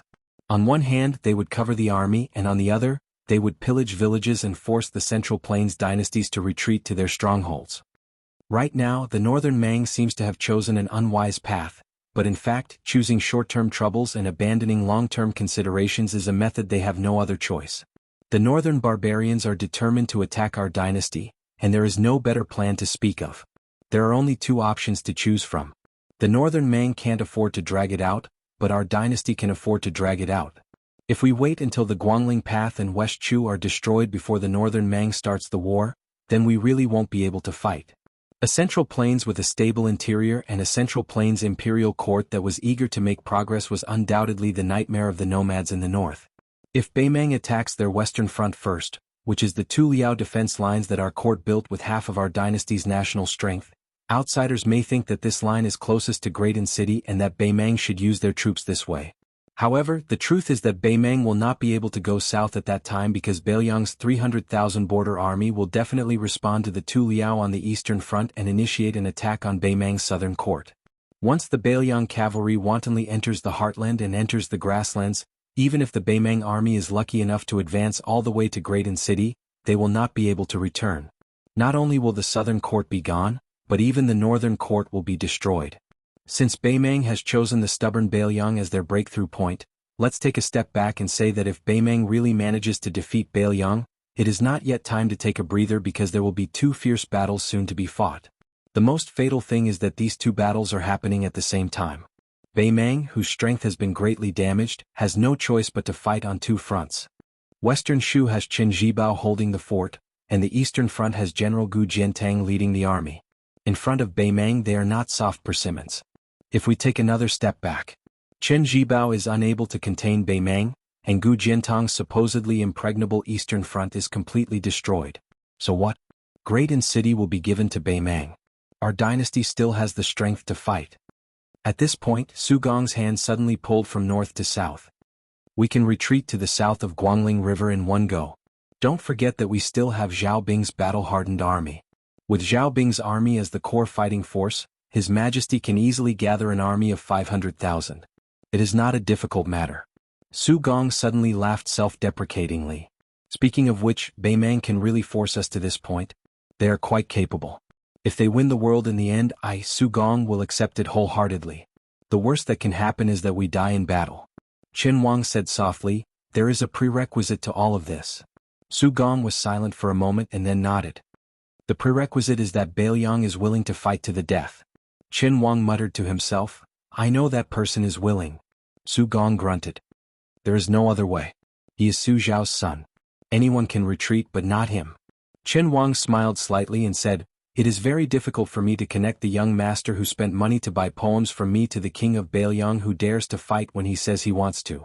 Su Gong didn't know how to respond. Qin Wang muttered, the snowflakes in Beiliang are as large as a banquet. Thinking about it, if Graydon City is already so snowy, my hometown will be even colder. Su Gong felt some admiration for this scholar who was more than a decade younger than him. A young man from Beiliang who entered the capital to take the Jinshe exam and passed. In the capital's officialdom, he had never said a single bad word about Beiliang. He had also never concealed his little relationship with the then heir of Beiliang. Even so, he was still in the emperor's heart and walked step by step to a high position. He even had the hope of reaching the top and fighting for the position of future leader of the civil officials. Su Gong didn't dare believe this story and didn't expect Qin Wang to tell it of his own accord. Even if Qin Wang was willing to tell it, Su Gong wouldn't dare listen, no matter how bold he was. Unless, one day Qin Wang really did remove the prefix of Prime Minister, and became a second Zhang, and Su Gong also needed to become a second Gu Jiantang of the Liang dynasty. The conversation between the two was like drinking tea. It was 70 to 80% enjoyable, but there was still a lingering aftertaste. If they continued talking they would probably feel disgusted. Su Gong stood up and bid farewell. Qin Wang also stood up to see him off. He walked him all the way to the door and said with a smile, Brother Su will be heading to the northern front tomorrow. I have to be on time to go to the diligent room so I won't see you off. Su Gong nodded. No matter. You and I will have plenty of opportunities to meet in the future. Su Gong sat in the inconspicuous carriage and slowly left in the wind and snow. The tracks left behind by the wheels were quickly covered by the goose feather snow. Qin Wang turned around and stepped onto the steps. He looked up at the night sky and suddenly ordered the old gatekeeper, Old Song, prepare the carriage. I want to go enjoy the snow. Also, remember to send someone to inform her. The old man was surprised. Night ban. Like Su Gong, Qin Wang didn't have time to take off his official robes and court robes. He smiled and said, just leave the city without changing. The old man immediately felt proud. He smiled knowingly and said, this old servant will go right away. A short while later, a carriage came out of the southern city gates and stopped at a small crossing. Qin Wang walked down from the carriage. For some reason he was standing at the crossing to the south, but his gaze was looking to the west. Chen Wang took out the small item he always carried with him and sniffed it lightly. When he was young he had read an old saying, 3 lives of good karma. In this life, one can smell the fragrance of Nanmu. In his hand was a piece of Nanmu worth 10,000 gold. At that time he was just a poor youth who had studied hard for 10 years and still had an uncertain future. He would often sit at the shady crossing covered in reeds and read. She would often listen to him while she worked on her clothes. He said that after he became famous in the imperial examinations, he would definitely return home in glory. He would definitely bring her some of this Nanmu incense. Also, he would definitely marry her. Then he traveled thousands of li to this great peace city, the most virtuous city in the world. He successfully jumped the Dragon's Gate in the imperial examinations of thousands of soldiers and horses. But in the end he married. Lifting the red veil, that beautiful face in the candlelight. Not her. He only sent the 4 words, "Don't think about me, don't wait." After so many years, the person he was most afraid of was not the emperor whose heart was unpredictable, or the crown prince who hid his sharpness, or the omnipresent Jianghu.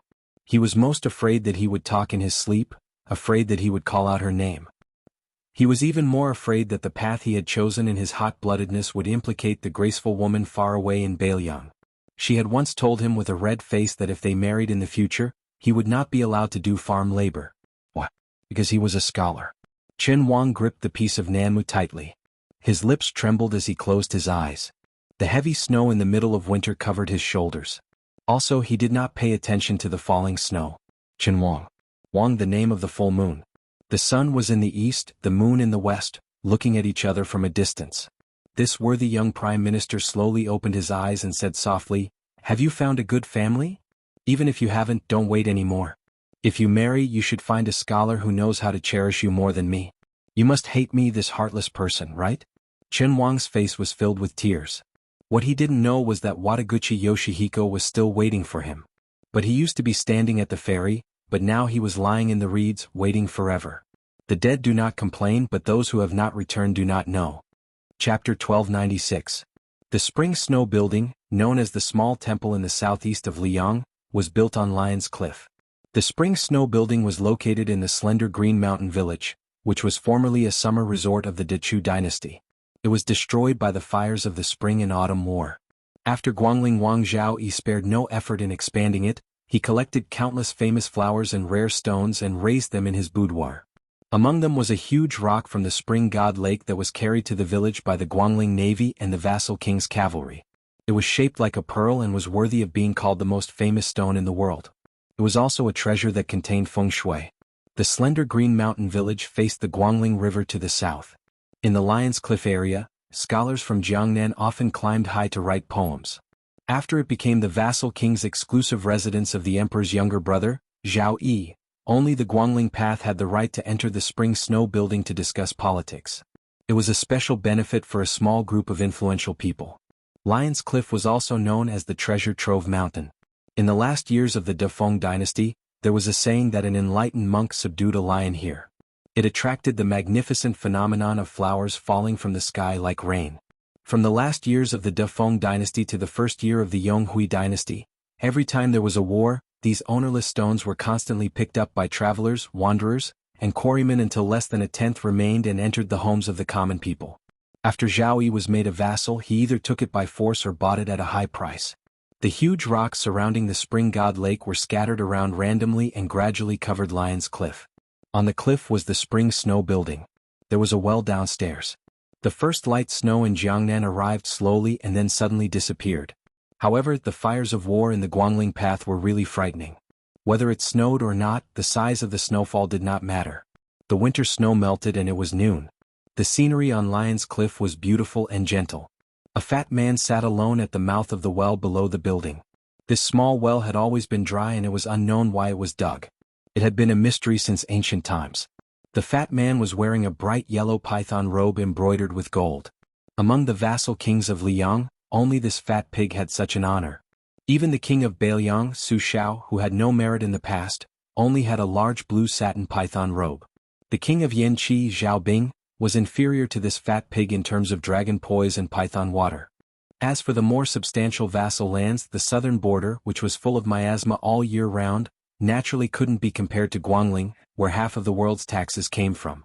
The Liang court had always had bad comments about Guangling King, who was the most suspected of receiving rewards without merit. The number of imperial censors and imperial censors who died directly or indirectly at the hands of Guangling King was even more shocking.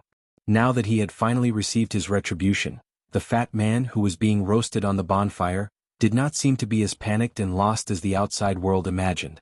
Instead, he sat quietly at the mouth of the well without any hostility or dejection. Whenever Zhao Yi sat in a daze in the well, even the trusted aides of the spring snow building did not dare disturb him. In the distance, His Royal Highness, Zhao Yuang, stood respectfully. The main general of the Western Front, Song Li, who had just returned from the front lines, stood shoulder to shoulder with him. On the Guangling River outside the cliff, there were densely packed Navy warships. Although it was said that half of the Guangling Navy had been taken away by West Chu, there was only a loss in numbers. Most of the ships were firmly in the hands of the Guangling army. Zhao Yuang and Song Li had a close relationship and had called each other brothers for many years. Everyone knew that in Guangling, only by becoming Song Li's woman could one truly escape the clutches of His Royal Highness.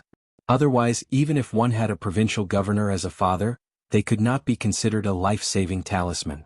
At this time, Zhao Yuang lowered his voice and said angrily, "Back then, it was said that the Grand Tutor of West Chu had fled here and was unwilling to accept the summons of the Su family's iron cavalry.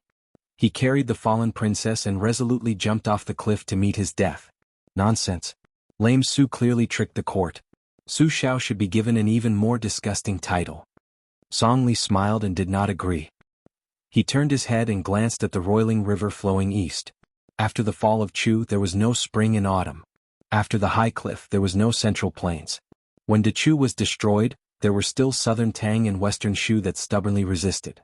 However, there was already such a saying in the literary world. Zhao Yuang yawned and his mind wandered. Suddenly, Song Li bumped into his arm. Only then did Zhao Yuang realize that his father was waving at them. Zhao Yuang hurried forward and walked with Song Li to the side of the well. Zhao Yi looked at Song Li and asked with a smile, "Then Ko Jianghu really resigned and went into seclusion?" Song Li nodded and said, "At the beginning this general also thought that it was Chao Zhangqing's smokescreen. Now, it seems that Ko Jianghuai's abrupt abdication of responsibility should not be far from the truth." Zhao Yi gave Song Li an encouraging look. Song Li thought for a moment before continuing, the situation on the Western Front was already in tatters. If Ko Jianghuai continues to expand his military achievements, at least half of Prince's tens of thousands of cavalry will have to be lost if we want to stop Ko Jianghuai's advance. Putting aside the fact that Ko Jianghuai's departure was rumored to be because he did not agree with Chao Changqing's political views, or that there were people in West Chu's court who did not want him to be too powerful and thus made things difficult for him. In any case, it is definitely a good thing for Prince. Before spring, there won't be any major movements on the Western Front. Chao Changqing agreeing to Ko Jianghuai's departure was very unreasonable.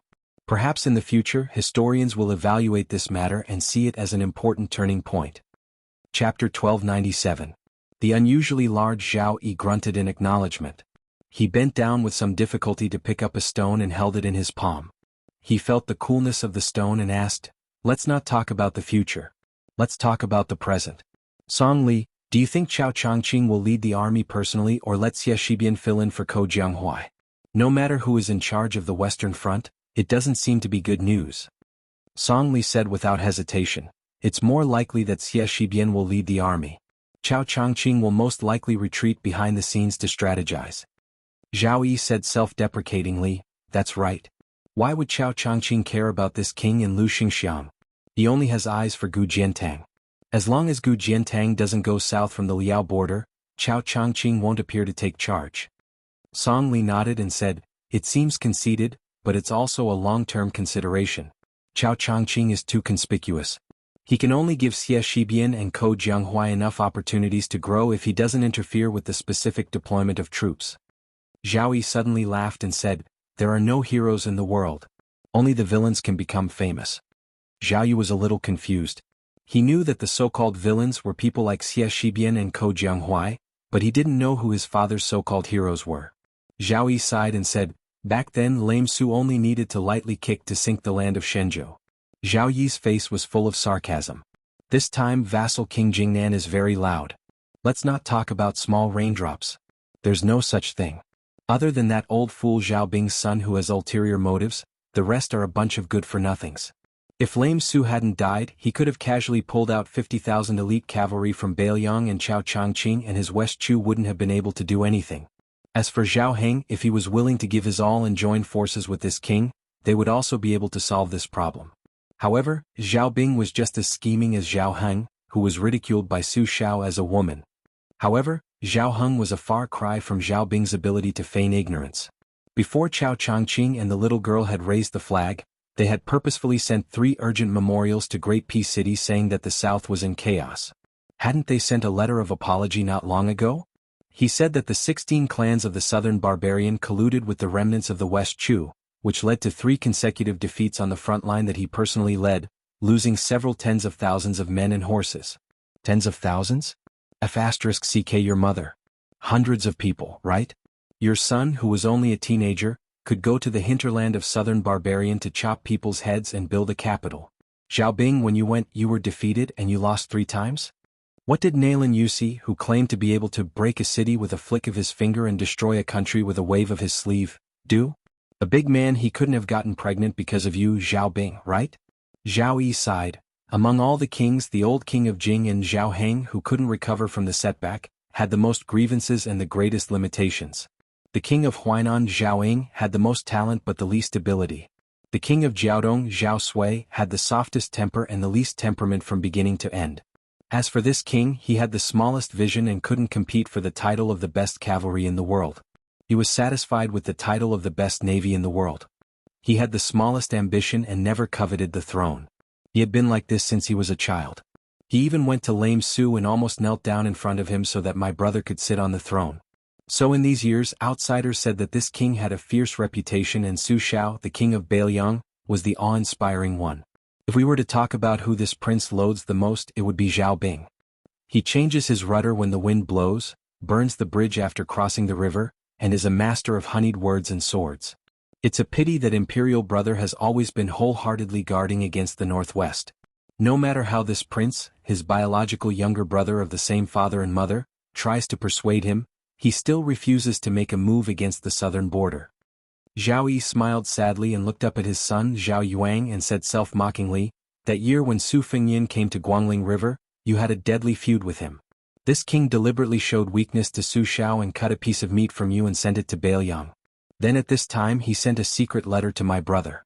It wasn't to say anything bad about Su Xiao and Bailiang, but to say that Zhao Bing couldn't be allowed to accumulate power. As a result, my brother still didn't care. If cutting off a few pounds of meat from this king could change my brother's mind, this king would really do it. Since my brother didn't want to be the bad guy, then this king would do it. So in this half a year, this king had people secretly assassinate the crown prince of Yanqi 4 times, but they all returned without success." Song Li was silent. Zhao Yuang, hearing this for the first time, opened his mouth wide in shock. Zhao Yi threw out the stone that was still warm in his palm. Later, when Chen Zhibao entered the capital to take up the post of Minister of War, this king knew that this person would definitely be given the title of king. So, he sent a secret letter to my brother, proposing that Chen Zhibao be given the territory between Guangling Road and Nanjiang Road. If Chen Zhibao felt that the territory was too small, this king could even give up 1 more province. The 2 of you know what the result was. Zhao Yi laughed and said, "Piao, our father just wants you to inherit the throne. I don't even hope that my grandson will become a Qinhuang. In the future he will definitely go to Great Peace City to be a prince of pleasure. But Zhao Bing will be much more domineering as a father." Then Zhao Yi exhaled deeply and waved his hand tiredly. Zhao Yuang and Song Li, who had been silent all this time, retreated. Zhao Yi continued to sit at the mouth of the well looking at the sky. He was like a fool looking at the sky from the bottom of a well. Chapter 1298. The battlefield was like a melting pot, crushing anything that had anything to do with self-righteousness. In the Bailiang Frontier Army, apart from a few high-ranking officers who knew how to use weapons other than the standard, such as Ning Amei's halberds and Li Mofen's mobile arsenal that could not be viewed with common sense, there were also a few who had their own lances. Other than that, almost all of the border army soldiers did not carry anything that seemed heavy or ingenious. As for the battle between cavalry, it was definitely not like what many people imagined. After charging into each other, they would slow down their horses and attack each other. This kind of unsightly scene could make even the most experienced cavalry collapse. It was truly a waste of precious cavalry to treat them like foot soldiers. In reality, it was like the two weapons of Jianghu people sparring, dispersing upon contact and then searching for the next opportunity. If the Longxiang army with 3,000 cavalry chasing 7,000 Chang cavalry did not achieve any results in the previous charge against Ke's Chang cavalry, after stretching out a distance, Wang Lingbao would turn his head to observe the enemy cavalry's movements and decide whether to directly stop and turn around or slowly circle around to launch a second round of attacks.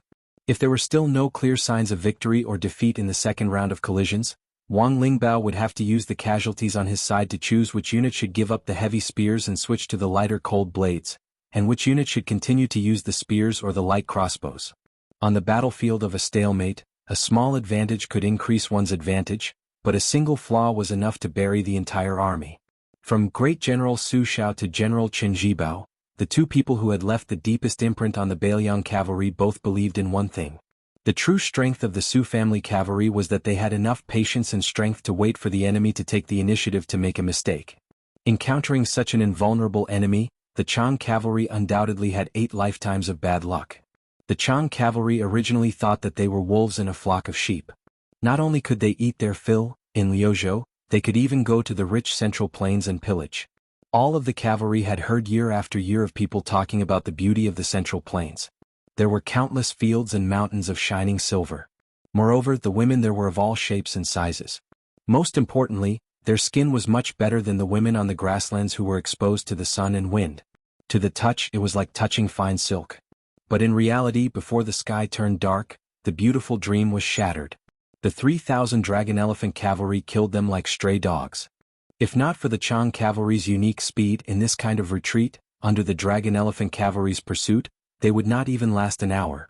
The cold crossbows that had been hidden away during the previous charge were finally starting to show their terrifying killing power. For the sake of pursuing the greatest speed, the Chang cavalry even took the initiative to abandon the spears and lances they were unfamiliar with. As for the armor they wore, it was only the standard issue for Northern Mang's ordinary light cavalry. Compared to the light but sturdy and expensive armor of the Southern Dynasty's great generals, the difference was too great. One must know that the crossbows were a freak that successfully combined the strengths of the Qin crossbows and Feng crossbows. They were easy to assemble and disassemble. After 2 generations of Bailiang craftsmen improving the bows, the various Zhongliang crossbows had a close to perfect balance.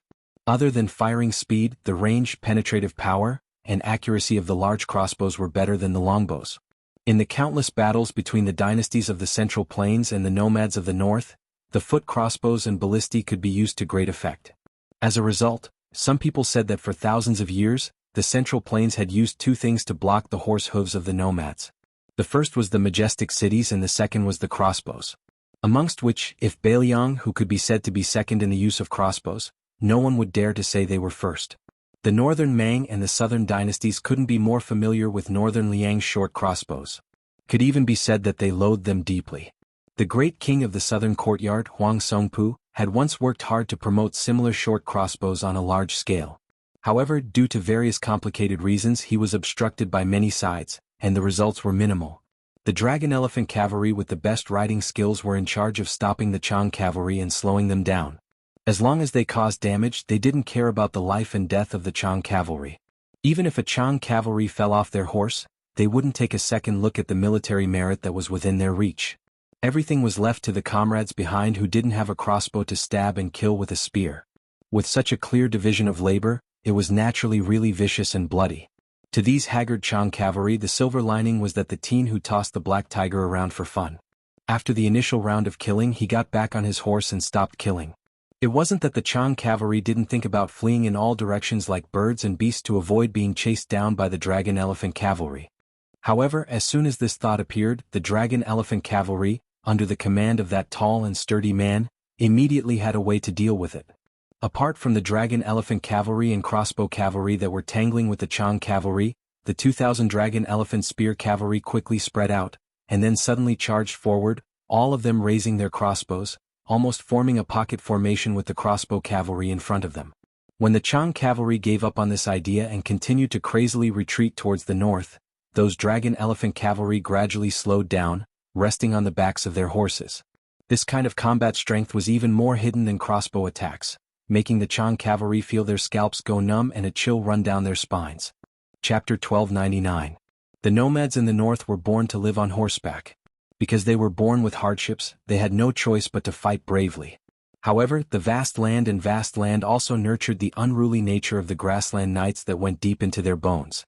They could be brave and fearless and launch a wild charge at lightning speed. However, their messy frontline was not worth mentioning in the eyes of the Central Plains military experts.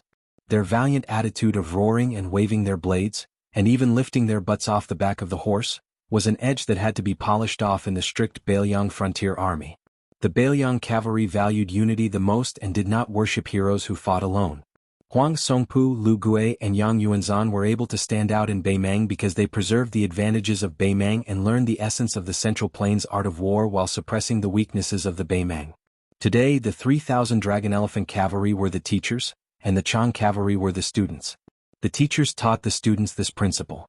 Unfortunately, the school fees were too expensive and had to be exchanged with their lives.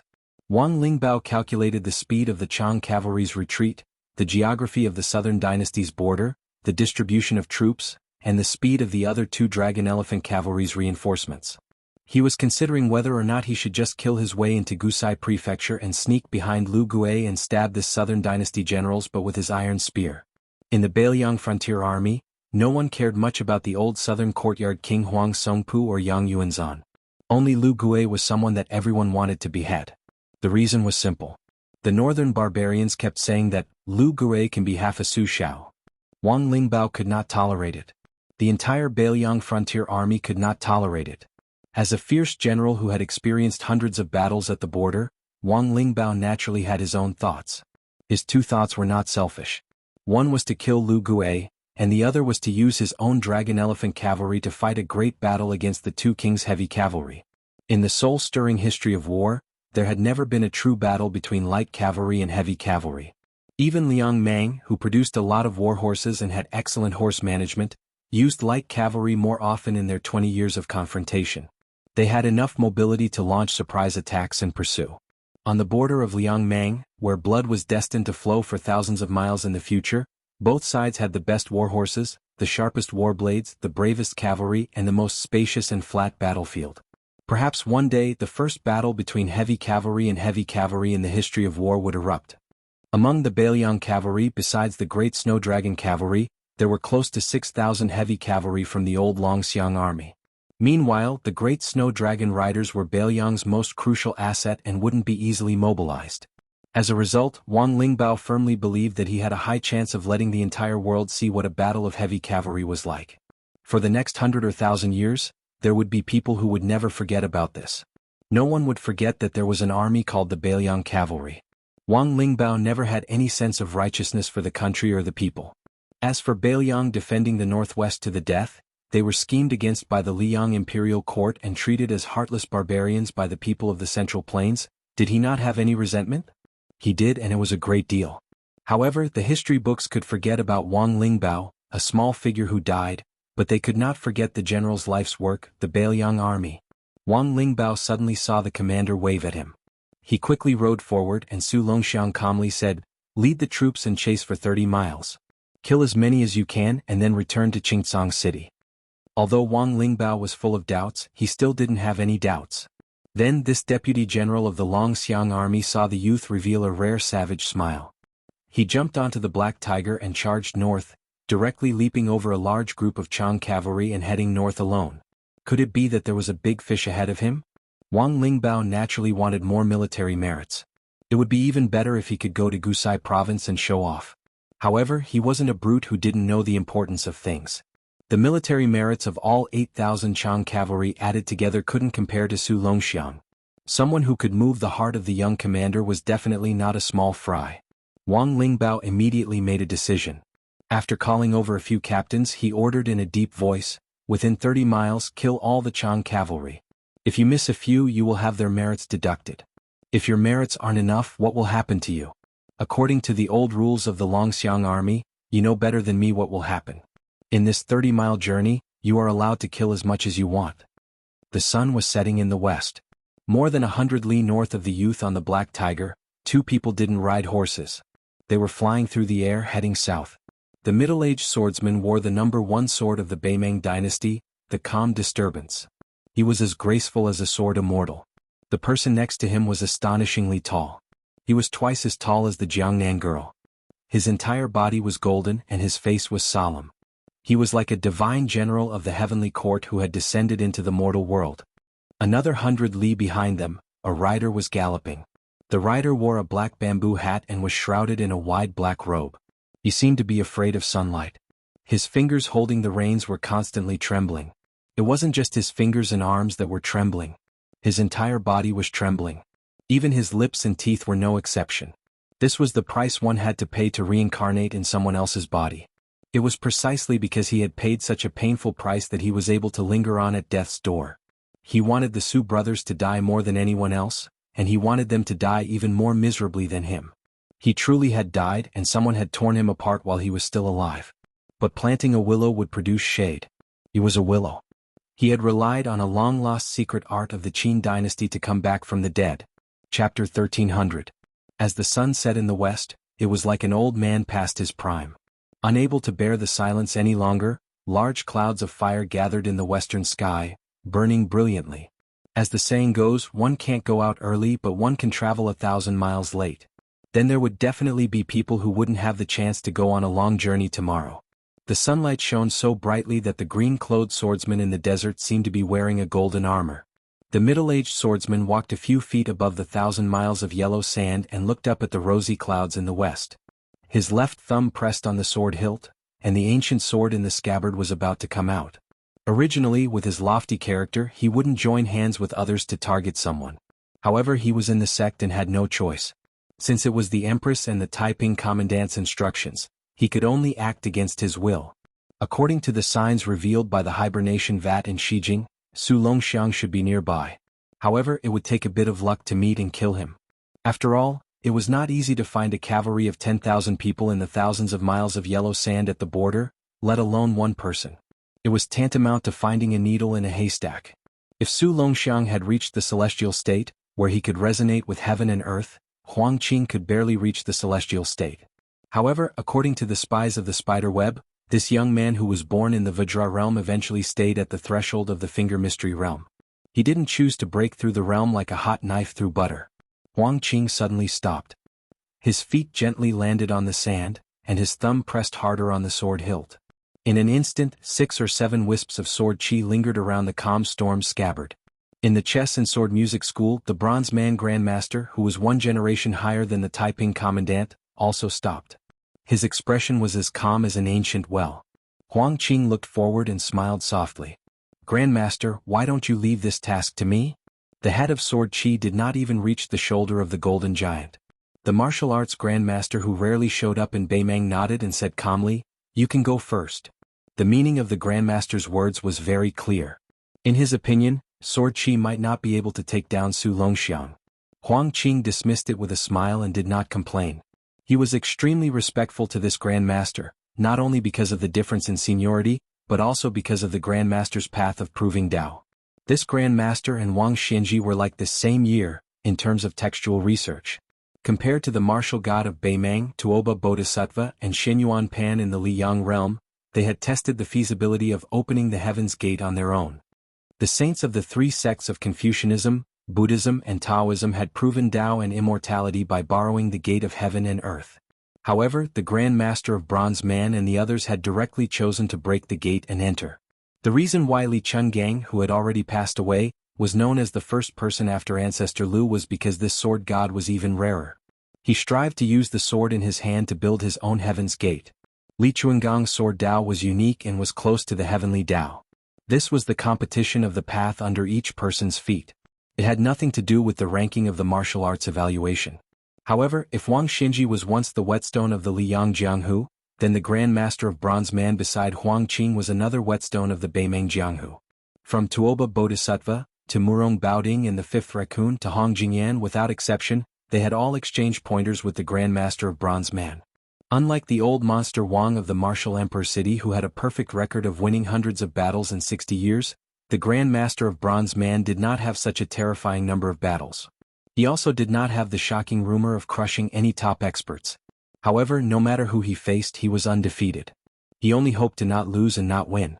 The imperial decree of peace once said that the Grand Master of Bronze Man only needed to be undefeated when he fought with others. It was only necessary to win the final battle with the heavenly Tao.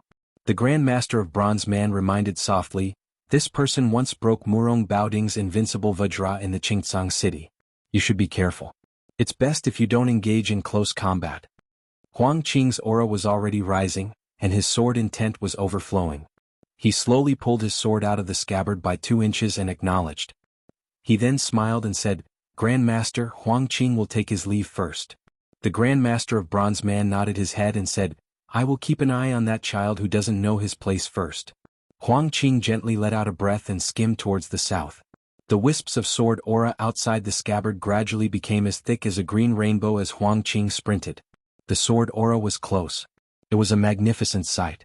The steed heading south didn't slow down after seeing the golden giant and rushed to the side of the Grand Master of Bronze Man. He originally wanted to brush past the Grand Master of Bronze Man in a spurt of energy. However, the warhorse suddenly stopped as if it had crashed into an invisible wall and even retreated a few steps. Wearing a conical bamboo hat and a black robe, One Section Willow reached out his hand and touched the mane of his mount. He finally managed to pacify the Fergana-treasured colt that was feeling extremely restless. His hand was deathly pale like snow without any color of blood, and the meridians under his skin were clearly visible. One Section Willow, who was once the chief assassin of the spiderweb, was obviously displeased. Is there a need to be so cautious? In front of the sword aura that is close, there is no bullshit Vajra realm in the world. Even if there is, it would be Li Xiaoxin of the 2 Zen temples. The tall and sturdy giant crossed his arms over his chest with an indifferent expression. One Section Willow suddenly bent over and laughed like a madman. He pointed at the Grand Master of Bronze Man. "I was wrong. I actually forgot about you who was close at hand. In the past, the Spear Immortal King came to Beimang to practice his spear. In the end he was blocked by you with his bare hands."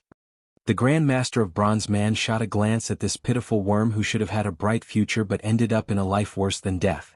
He didn't conceal the pity in his eyes. An illegitimate child who couldn't see the light of day, others would be somewhat afraid of him. Why would he need to care? Even if One Section Willow's father was standing here, it was nothing. Li Mibi, the creator of the spiderweb, Beimang's #1 spy, and a man who was said to be able to sit on Her Majesty's couch to discuss matters. So what? One Section Willow's face was gloomy. The Grand Master of Bronze Man, who was always serious in speech and manner at the chess and sword music school, sneered for the first time. "I've seen many stunning young people in my life. They all thought that the whole world should revolve around them. They never talked about retreating when doing things. In the end, without exception, they all died very early, and the way they died was quite miserable." One Section Willow sneered. "Then isn't Su Fengyan living well?" The Grand Master of Bronze Man laughed out loud for the first time. His laughter was like thunder, shaking the heavens. "Are you worthy of being mentioned in the same breath as him?" One Section Willow seemed to have gone mad. He lowered his head and bit a finger. "I'm not worthy? I, Li Fengshou, entered King Kong at the age of 14. At the age of 20, I entered Finger Profound Realm. At the age of 22, I went to challenge Tuoba. What was Su Fengyan doing at that time?" The Grand Master of Bronze Man asked in reply. "What is Su Fengyan doing now? What are you doing now?" One Section Willow raised his head and looked at the gradually fading clouds of fire. He pretended to be indifferent. "His life is good. I lost to him, but it's not because of battle." The Grand Master of Bronze Man narrowed his eyes and looked at the twilight above his head. According to the records of the Chess and Sword Music School and the Princess's Tomb, from the Great Qing Dynasty to the Great Feng Dynasty to the Spring and Autumn period, in the past 800 years, there were only traces of banished immortals. There were a total of 37 of them and all of them died young. These banished immortals had good lives. Naturally they were born with good lives. But when they landed on the earth, most of them were unacclimatized and were harmed by the great Tao of the underworld.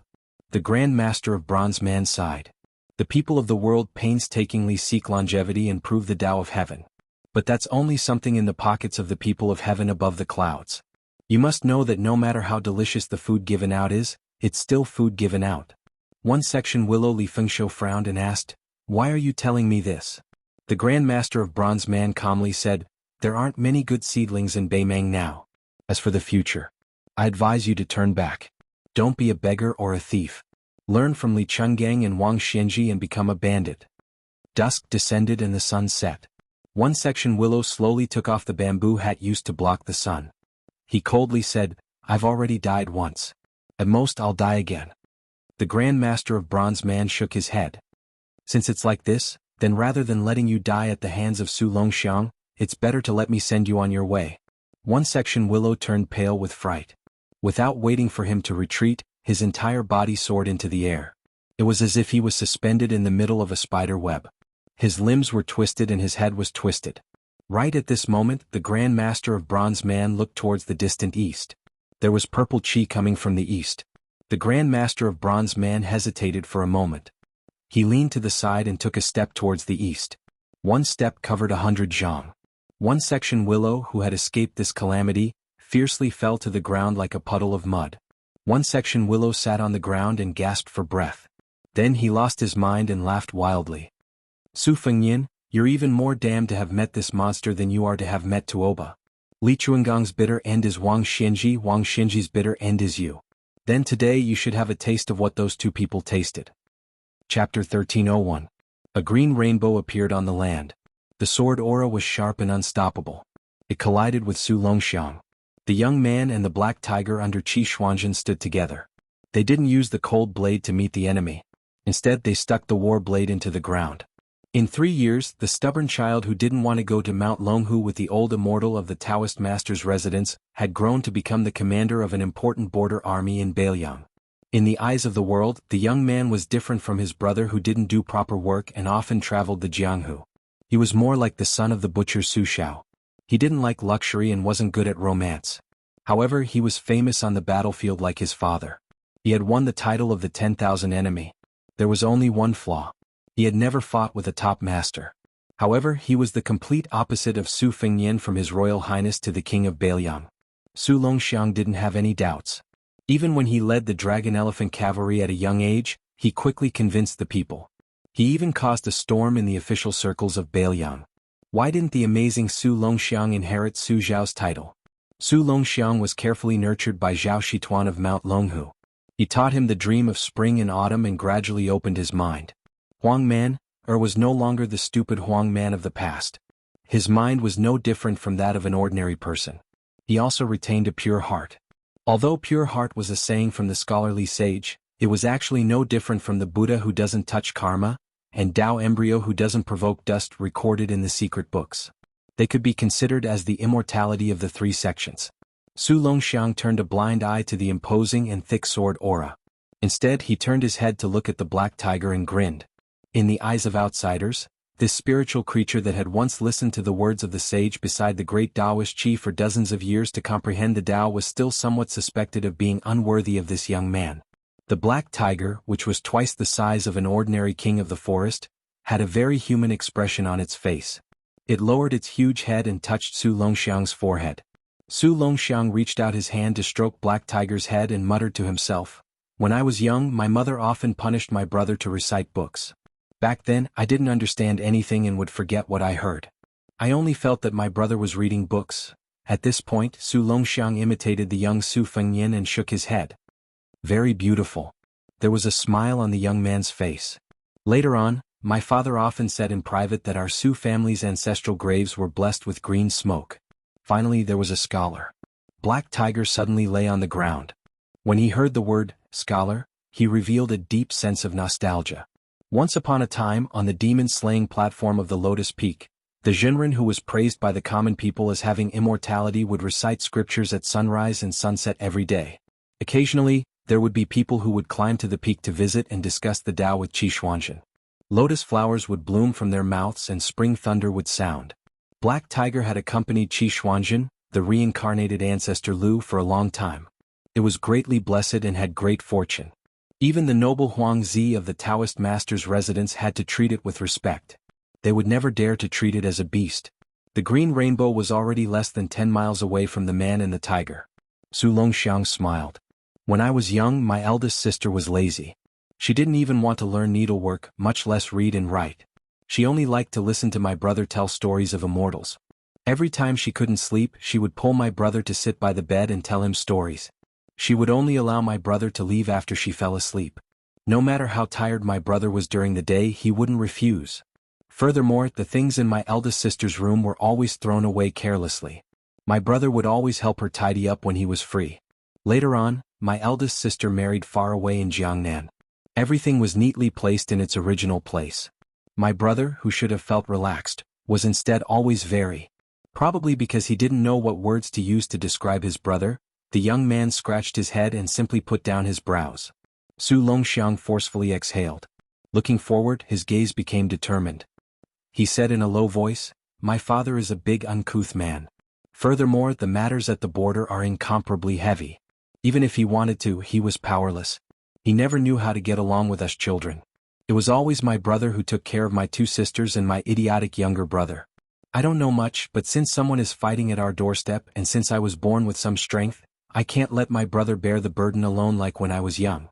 Before I entered the Longxiang army, second sister said that there were some Qi cultivators in the Beimeng army who were good at observing aura. They specifically targeted the top experts in the Beiliang army so that they could plan before taking action. She also said that the Beimeng spider web had secretly formulated a series of dragon-slaying plans, placing my brother at the top of the list. I was also in the top 5. Thus, second sister didn't allow me to have killing intent in my heart and use all my strength to prevent the aura from leaking out. But I thought that rather than letting them sneak around and plot against my brother, it would be better for me to be the bait and disrupt their plans. Su Longxiang pointed at the green rainbow that was like a hot knife through butter. He smiled happily and said, "Look, didn't someone take the bait?" This time, Su Longxiang disobeyed military orders and led troops to intercept and kill the Chang cavalry. He did not wear the indestructible talisman armor, and did not even bring it with him. He left it in the commander-in-chief's tent outside Qingcang City. Since young, his elder brother, Su Fengyin, would always give him the best things, Su Jihu, Su Weisheng. It had always been like this. Su Longxiang clenched his fists and heavily punched in front of his chest. There seemed to be a loud sound of a bell ringing over thousands of miles of yellow sand. With him as the center, countless yellow sand rolled and spread out rapidly. At the same time, before the green rainbow arrived, the sword aura arrived. In the distance, the swordsman of the chess and sword music school, Huang Qing, closed his eyes. The ancient sword at his waist was still less than 2 inches out of its sheath. When the two sides fought, apart from that black tiger, no one else was watching. Copper Man, who was 100 miles away, also rushed to the east for the purple energy. However, if someone saw this and didn't know that the sword energy was close to Huang Qing's identity, even a grade 2 Master Realm expert would feel pity for this swordsman to use his sword energy so wantonly. When experts faced an enemy, they didn't compete in flashy moves. Instead, they focused on holding back when accumulating strength and not releasing it. After gathering strength, they would kill in one strike. For the green shirt swordsman to release his energy right before the fight, he was just too arrogant. Only those who had reached the first level of the Finger Mystery Realm could see some clues. This swordsman was not deliberately showing off his power like a street brawl, nor was he beating the drums to gain the upper hand before two armies faced each other. Instead, the aura of this person who was carrying a sword but had not drawn it was too strong. When the moon was full, it would fall. When water was full, it would overflow. Huang Qing's sword energy was so strong that he needed to suppress it to not injure others. The chess and sword music schools Huang Qing lived up to his name of sword energy close. Since he was so rich that he could rival a country, so what if he spent a lot of money? Huang Qing, who kept his eyes closed, muttered, "1 dendrobium pearl to the diamond realm." The sword in the sheath went from 2 inches to 3 inches. 1 dendrobium was 100 liters. How heavy was a pearl in the world, so how many dendrobium was there? The 3-inch sword gave off a glow, instantly giving off hundreds and thousands of green pearls formed from sword energy. Green pearls of different sizes rolled forward. Like numerous green lightning bolts rolling across the ground, heading straight for Su Longxiang. In the distance, Su Longxiang, who could already see the majestic scene, only twitched the corner of his mouth like he was disdainful. The teen raised his arm and punched the ground heavily. When Su Fengyin first appeared in the Beiliang Frontier Army, the teen Su Longxiang personally beat the drums. In the next moment, between the teen and the sword energy, sand dunes exploded. Earth dragons protruded out, yellow sand filled the sky. Like a bull turning over. The teen who was born at the Diamond Realm and had the strength of a dragon elephant was close to the sword energy. The battle between the two of them would perhaps be a battle of strength that had never been seen before and would never be seen again. Chapter 1302. This battle of strength was also like a battle of contradictions. In the water element, the dragon force was the strongest, and in the land element, the elephant force was the strongest. Su Longxiang, the only lucky person in the world who was born in the Vajra realm, was known as Beiliang's sturdiest shield. However, he met Huang Qing of Beimang's 13 prefectures, who was the sharpest spear in Beimang. Huang Qing's sword was only 3 inches out, but it was already magnificent. It was like the sword Immortal in the sky had broken a string of prayer beads. Thousands of sword energy beads, big and small, fell on a jade plate and rolled forward. Su Longxiang, on the other hand, used the desert as a drum. With a punch, he attracted the scene of the earth bowl turning over. The sky and earth were turned upside down, and yellow tornadoes broke out of the ground continuously. The green pearls condensed by the sword energy were smashed into pieces in the yellow sand, filling the sky with dust and obscuring one's vision. Although the earth bowl had the unrivaled spirit of pulling up mountains and rivers, each and every one of the pearls guided by the sword aura contained spirituality. Although 8 or 9 out of 10 of them were shattered by the yellow sand tornado, there were still no less than 100 green sword pearls that bypassed the sand column and rushed toward Su Longxiang. Su Longxiang, who had a wooden expression, took a step forward. A fan-shaped sand wall was erected in front of him. The beads crashed into the wall one after another. There was both the brilliance of mutual destruction and the helplessness of hitting a rock with eggs. The green sword energy was flowing chaotically, and the yellow sand was also surging endlessly. When the green robe was about to be destroyed by the pearls, Huang Qing's left hand pressed on the sword, and he floated silently. Huang Qing casually took the sword from his waist and hit Su Longxiang's chest with the sword hilt. The calm disturbance, which was 3 inches out of the sheath, was knocked back into the scabbard after one hit. Su Longxiang was not sent flying. His feet were still rooted to the ground, but his body slid back several feet. The young man bent slightly, forcibly stopping the momentum of his retreat, and instantly began to sprint, smashing his fists toward the green-robed swordsman.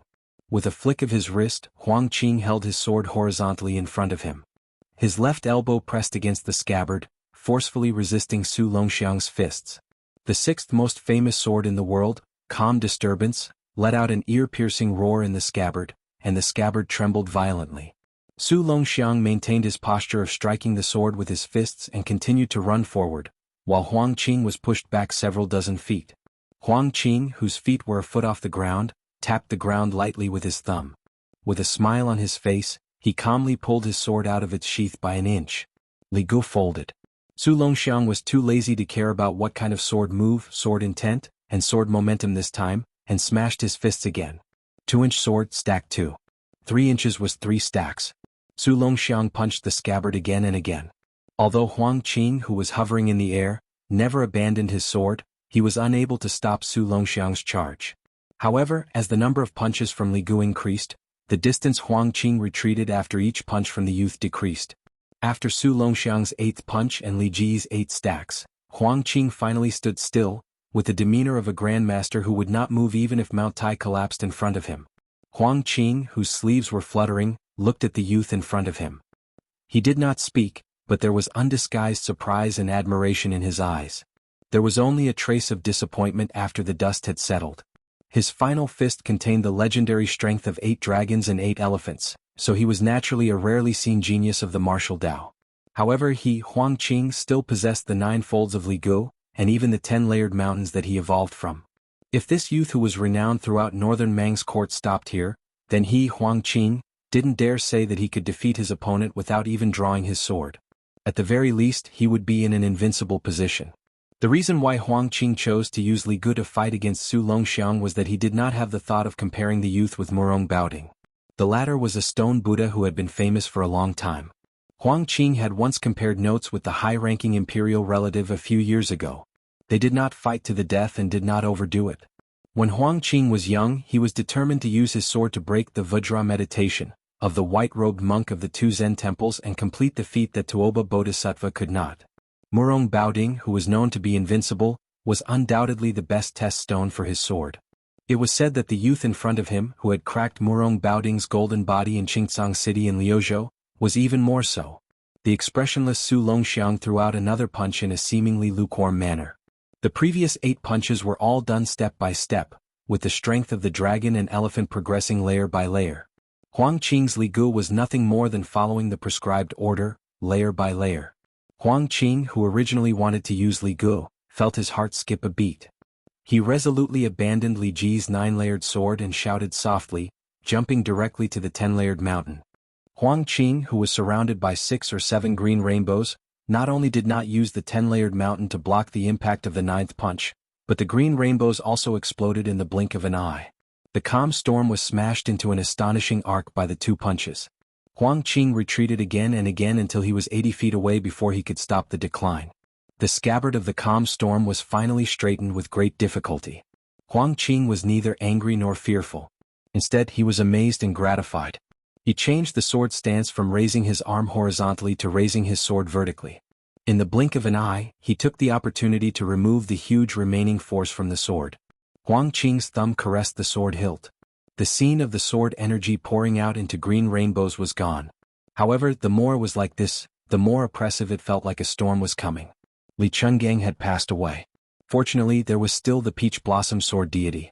Before Dong Tai, who went to the sea to visit immortals, returned to the land, he lifted the sea with his sword and flooded the Guanyin sect. Huang Qing had only gone to Liang River Lake once in his life, but he had stopped at northern Liang. He had met the young chief of Wudong Mountain, Li Yufu, once and quickly returned to northern Mang. During this period of time, it could not be said that they were at each other's throats, nor were they at daggers drawn. Instead, he took the opportunity to admire the spectacular scenery of the 81 peaks. He also watched the peaceful scene of thousands of people practicing their fists in front of the Wudong main palace at Big Lotus Peak in the morning and evening. In the end, Huang Qing did not continue his long journey to the hinterland of the Central Plains. He did not challenge the white-robed monk Li Dongxin, nor did he meet Deng Tea, the new champion of the world sword art. However, he left in high spirits and returned in high spirits. In addition, he occasionally learned something from his chat with Li Yufu, which was of great benefit to his martial arts cultivation. In terms of the word Dao, Huang Qing admitted that there was no clear winner in his short and amiable conversation with Li Yufu. However, in terms of the word skill, he had a vivid understanding. Su Longxiang did not pursue him. Huang Qing slightly raised the ancient sword in his hand and laughed softly. "I am from chess and sword music school. My sword energy is close to Huang Qing's and my sword is calm. When I was young, I entered the sword art through the way of chess and returned to the way of chess at the age of 30. I thought that returning to the way of sword art in my lifetime would be the end of my martial arts life. Unexpectedly, I found a new way by accident and reached the 3rd realm of the 3 realms of chess player observation in my sect. With this, I created a new sword. I wanted to use this sword to compete with Dong Tai." The young man looked puzzled and whispered, "Just fight. Why are you so meddlesome?" Huang Qing smiled and explained patiently, "You said it was one sword, but it may be 100, 1,000, or even 10,000. To be precise, it should be a game of swords." Su Longxiang did not talk nonsense at all. He directly stepped forward and began to sprint in a straight line toward the chattering middle-aged swordsman. Huang Qing, who was like a scholar meeting a soldier, laughed it off. Then he looked serious and closed his eyes to absorb the noble qi of heaven and earth. Waves of noble qi filled the space between heaven and earth. It vaguely formed a chessboard, with the famous rivers in the world as the winding chess lines and the huge mountains as the huge chess pieces. It formed a small kiliacosm. If the strength that Huang Qing had shown so far was that his swordsmanship was only at the mysterious level and his will was not at the celestial level, but his mind at the moment reached the level of an immortal on earth. It was no wonder that Huang Qing returned to Beiliang happily after a trip to Beimang. Huang Qing let go of the calm disturbance in his hand, and the ancient sword quickly floated in front of him. The sword was halfway out. Huang Qing's right hand made the shape of lifting and placing chess pieces and said softly, "Mount Wudong. Top." Top was one of the terms of Go. It was just right to restrain Su Longxiang's seemingly dignified but slightly clumsy chess style. A sword aura was born. Su Longxiang's shoulder crashed into the ethereal aura of the Mount Wudong in front of him. Huang Qing continued to lift and place chess pieces. The change of the first 2 pieces was very small. That was why it was called Little Sharp. But the sword aura was vigorous and solid. As the saying goes, there is no evil hand in a small point. Huang Qing's chess moves or sword moves were also upright. It was just a normal game of chess. Of course, it was one piece after another. But this game of chess created by Huang Qing was like flying pieces, not following the rules at all. After the small point, it was the Tai Chi. After the Tai Chi, it was the elephant step. Then, it was the combination of the seal and suppression. There was also the continuous power of the 1,000 treasure pavilion. Huang Qing's elegant face glowed with a kind of solemn and dignified brilliance. All the yellow sand that could be blown by the breeze was strangely still at this moment. Only the majestic sword aura was wantonly rampaging. I have an abundant sword aura that is unparalleled in the world. There will be a sword to tell the world. I have been depressed for 40 years. Today I have to speak my mind. Chapter 1303. The sword chi was like a mountain or an abyss, it was like a river, it was like a fish or a dragon. Within 2 miles of the youth, the sword chi rose and fell one after another. No matter how recklessly Su Longxiang charged, it was difficult for him to get close to Huang Qing in the half-unsheathed calm disturbance. Instead, from time to time he was hit by the majestic sword chi and staggered back. Before he could stand still, he was hit by the continuous following moves. One side was like a trapped beast fighting, while the other side was motionless. How could a chess piece compete with a chess player outside the game? It was obvious who was better and who was worse. What was more frightening was that Huang Qing's new sword did not weaken after a spurt of energy. On the contrary, the moves became more and more smooth, and the artistic conception of the sword gradually entered a better state. The more Su Longxiang struggled fiercely with his powerful body, the more meticulous and seamless Huang Qing's moves became. It seemed that the sword chi, who was determined to correct the name of Beimang's sword art, was using Su Longxiang as a whetstone. The more indestructible the whetstone was, the sharper the sword edge would be under the sharpening of the two. No matter how shallow and narrow-minded a layman was, he knew that when the half-sword was completely unsheathed, its power would be able to destroy even the bodhisattva of the human world with an indestructible golden body. The young man on the chessboard was hit on the shoulder by a sword chi that was as thick as an arm. His thin and weak body tumbled a few times in the air. After his feet landed on the ground, he still slid 7 or 8 feet away, leaving 2 marks on the sand. However, the yellow sand and dust were suppressed by the sword chi, and it only floated up for an inch before it was suppressed again. One could see the general situation from a small clue. Even if Su Longxiang did not move or trigger Huang Qing's sword chi to launch a counterattack as long as he was on the chessboard, he was constantly fighting against the sword intent that encompassed 3 miles of area. But even so, Su Longxiang ran tirelessly again and again without showing the slightest sign of fatigue. The so-called infinite strength of the world was extremely suitable for the youth.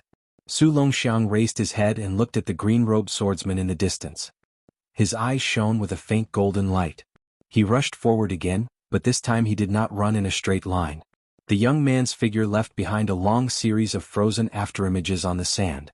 His running path could be vaguely seen. The short distance was messy and disorderly, but if stretched out, it was a half-moon arc.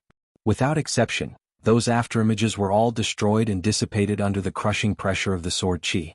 When the last afterimage, which was only 10 feet away from Huang Qing, disappeared, the swordsman who was closest to the sword chi raised his arm and put 2 fingers together, making the gesture of twisting a piece.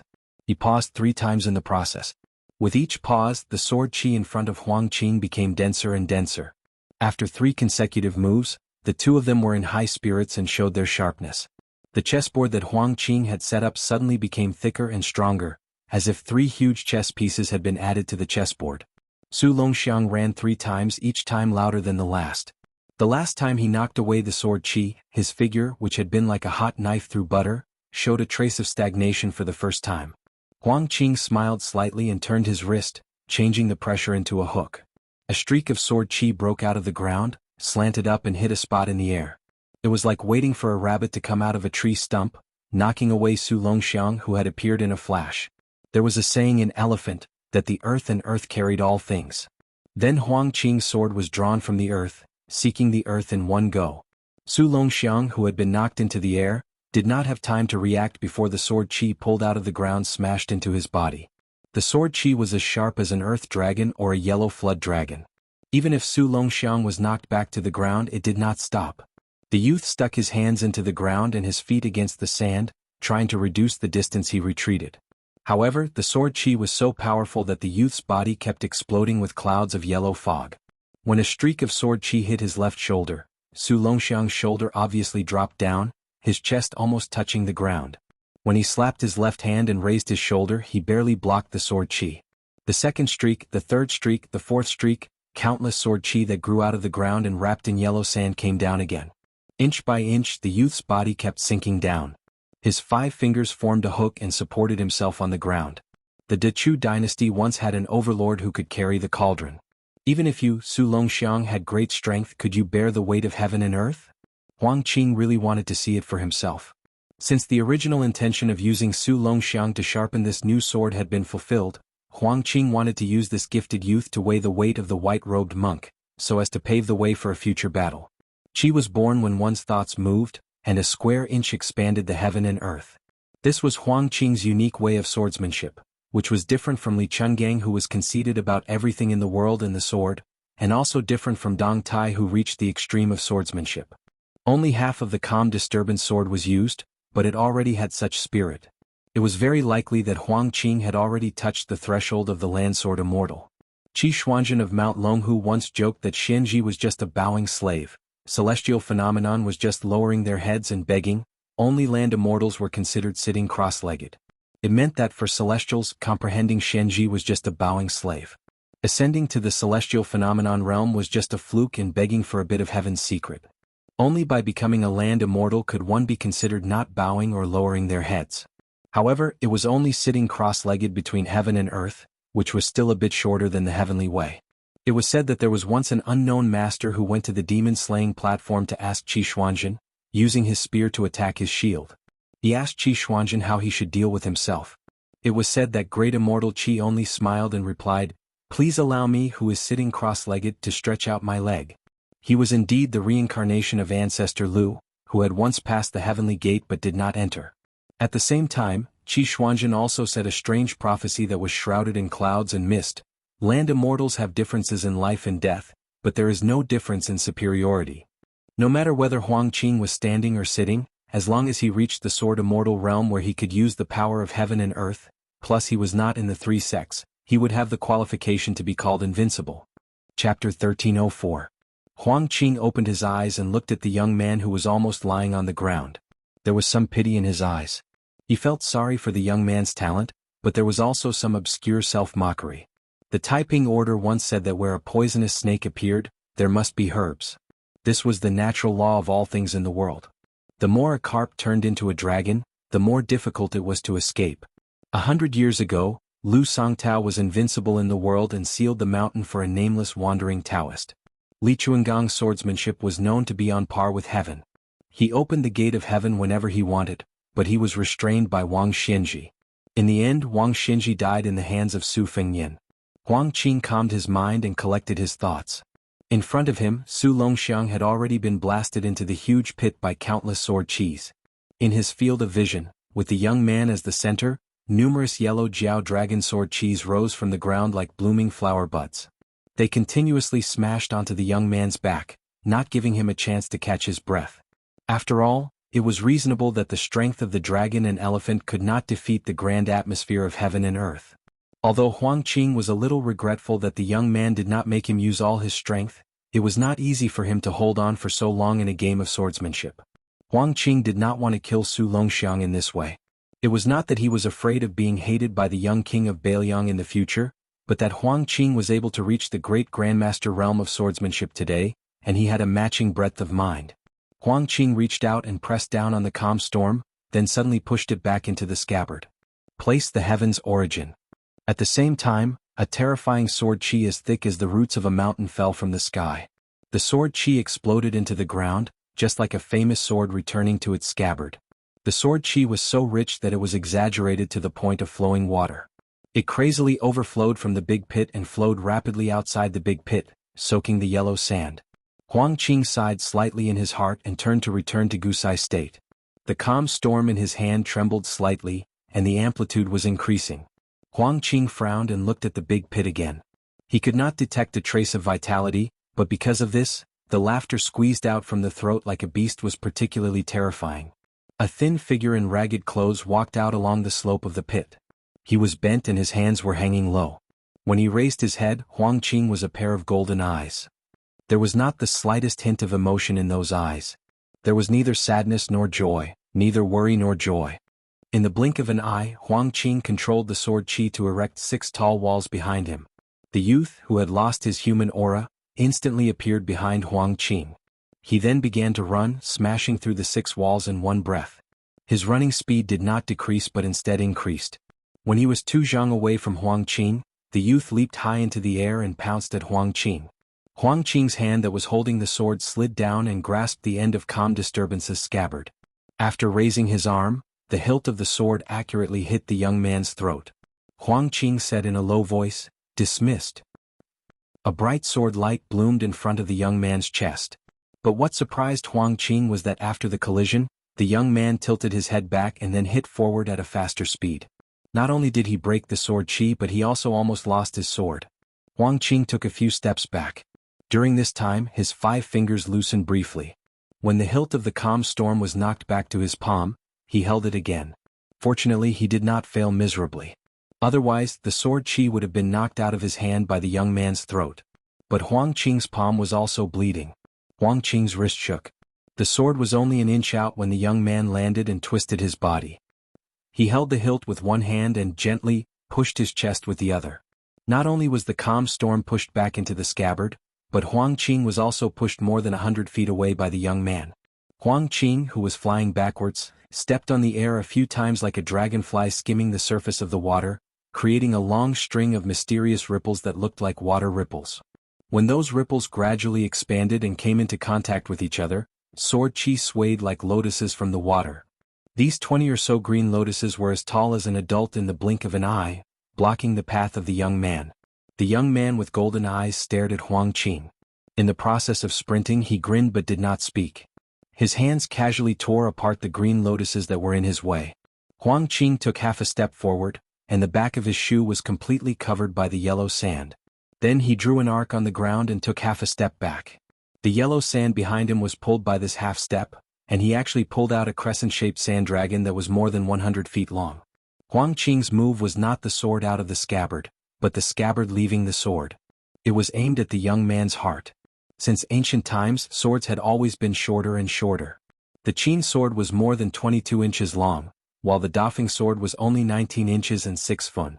Later on, the 9 kingdoms' private sword furnaces aside, the imperial court swords all had different lengths, but they did not exceed the Dafeng sword. However, the calm storm, which was one of the most famous swords in the world, was a new weapon that had been forged for less than 20 years. It was as long as the ancient sword of the Qin dynasty, 21 inches and 3 fun. It was to seek the profound meaning of long sword to reach far. This was probably the expectation of the person who gave the sword to Huang Qing. After Huang Qing unsheathed the scabbard instead of the sword, he silently recited, 16 views. The scabbard was 16 inches away from the sword tip. Every inch out there was a view. One view, one form. 16 wonderful visions appeared in the 16 inches in the air. First, there was an illusory little man in a green robe sitting on the sword tip in Huang Qing's hand. He was facing the west. There was a rising sun shaped like a hanging drum. When the red sun was seen, it opened and closed its eyes. After the sun view there was a water view. There was ice-like colored glaze shining brightly. Next there was the Vajra 7 treasures golden pagoda shining brightly. There were constantly precious trees, precious ponds and precious lotuses growing. There was the endless music of the heavens, and the fairies scattered flowers. Most of Huang Qing's sword. One sword gave birth to Buddha. Su Longxiang's heart was struck by this sword, or rather, the scabbard. His body maintained a charging posture, but he suddenly stopped. Huang Qing slowly moved forward and pushed the sword back into the scabbard. Every inch the sword returned to the scabbard, there was a form that dissipated, and the young man took a step back.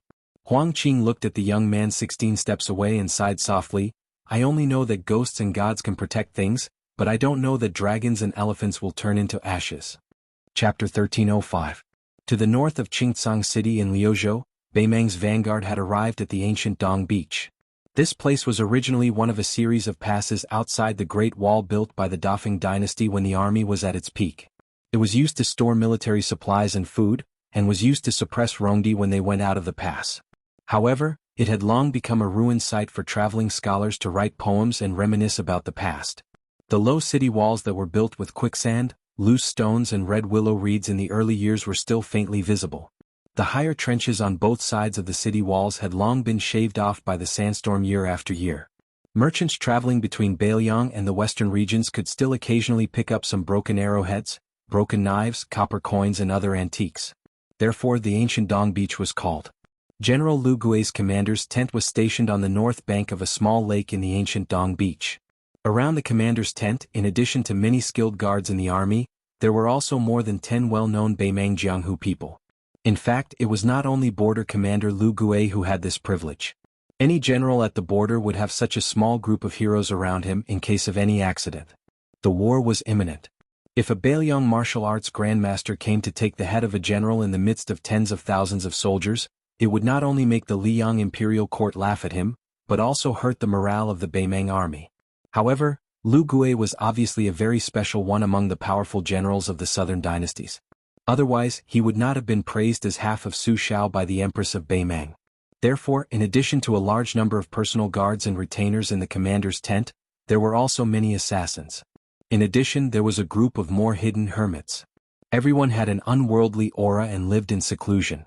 These strange people with withered faces were Qi Watchers. Most of them were from the remnants of the spring and autumn period. In Beimang they were always superior to the direct descendants of the powerful families. The former abbot of Aquarius State was convicted of killing 2 Qi Watchers by mistake and was exiled to an extremely cold place thousands of miles away. After Great General Lu Gui led the army to Gudong Beach, there was nothing unusual about him. He ate and slept as usual. Various military orders were passed out of the commander's tent in an orderly manner. He even personally rode to the front line to check on the situation. This made the Qi Watchers and expert retainers extremely nervous. They were afraid that the young and naturally aggressive king of Bailiang would suddenly attack the army camp in a rage. No matter how valuable their Qi Watchers' lives were, they could not be compared to Great General Lu Gui. Who did not know that Lu Gui was one of the best candidates for the commander of the Central Plains campaign in the eyes of the Empress. His position was even far ahead of Great General Yang Yuanzhan and the other abbot of the southern dynasties. At this time, Lu Gui was squatting alone by the lake. News of the unusual movements of the dragon elephant cavalry had long reached the commander's tent.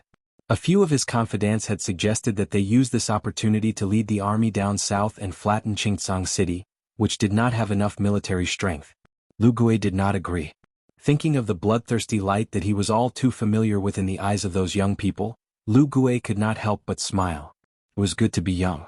They did not even care about life and death. However, it was an old man like him who could lie down and enjoy a comfortable life, who cherished his life more and more. However, Lu Gui, who had not yet reached the end of his life, cherished his life, but he was not afraid of losing or dying. However, he did not care about Liuzhou, much less a small Xianxia city that did not affect the overall situation. Previously, Fatty Dong had been hiding and making a series of gaudy movements on the border that even his own people could not deceive. Now he had finally revealed some of his fangs. Even if he had been sent to Liuzhou and was destined to do some shady business that added icing on the cake, Lu Gui was not angry. After all, from the beginning, Lu Gui had his eyes set on a piece of fat meat that was even more tempting than the barren Bailiang. The Central Plains. Lu Gui muttered to himself, "When I was young, I read a line in a book. Riches and honor that do not return to one's hometown is like walking at night. The older I get, the deeper my feelings become." Lu Gui suddenly thought of something and laughed self-mockingly. Back then, when the emperor said that he was half Su Shao, it really had both advantages and disadvantages. The advantages were naturally that his reputation in the southern dynasty army had risen. As for the disadvantages, they were now beginning to show. He heard that the 30,000 dragon elephant cavalry did not even need their commander to say anything. They all spontaneously wanted to chop off their own heads and use them as urinals. Lu Gui subconsciously touched his neck. A few days ago his old friend had sent him a letter. In the letter, he had ridiculed Yang Yuanzhan for being far less valuable than Great General Lu's head. Lu Gui heard a series of urgent shouts behind him. He stood up and turned around to see 3 people jogging over. One of them was the new commander of the Black Fox Shelter, the other was a master from the chess and sword music school, and the leader of the Qi Watchers under his command. The last one had a panicked expression. He quickly walked over and whispered, "Great General, we saw a Qi coming from the east. Its target is the commander's tent. If there are no big surprises, it should be the king of Bailiang himself. At the latest it will take 3 incense sticks to burn." Lu Gui was stunned. He knew very well that Dong Zhuo was about to make a big move in the northern regions of Yu and Liang. He smiled and asked, "Has the king of Bailiang gone mad?" Lin Fu said helplessly, "My dear Great General, look at the situation. Who cares if Su Fengyan's brain is flooded with water? Let's quickly set up a defensive line. This kind of top-notch martial arts grandmaster can break through a formation by himself. If he is determined to make a move on you, Great General, you really can't underestimate him." Lu Gui's expression did not change. However, he was not arrogant enough to wait for the world's most powerful person to come to him. He said calmly, "Lin Fu, pass down the order.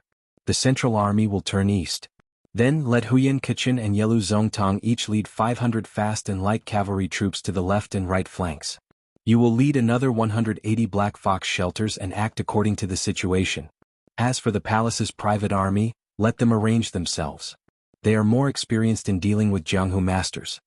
Lin Fu whispered, "Do we need to place 200 heavy cavalry troops at the front of the battle formation?" Chapter 1306.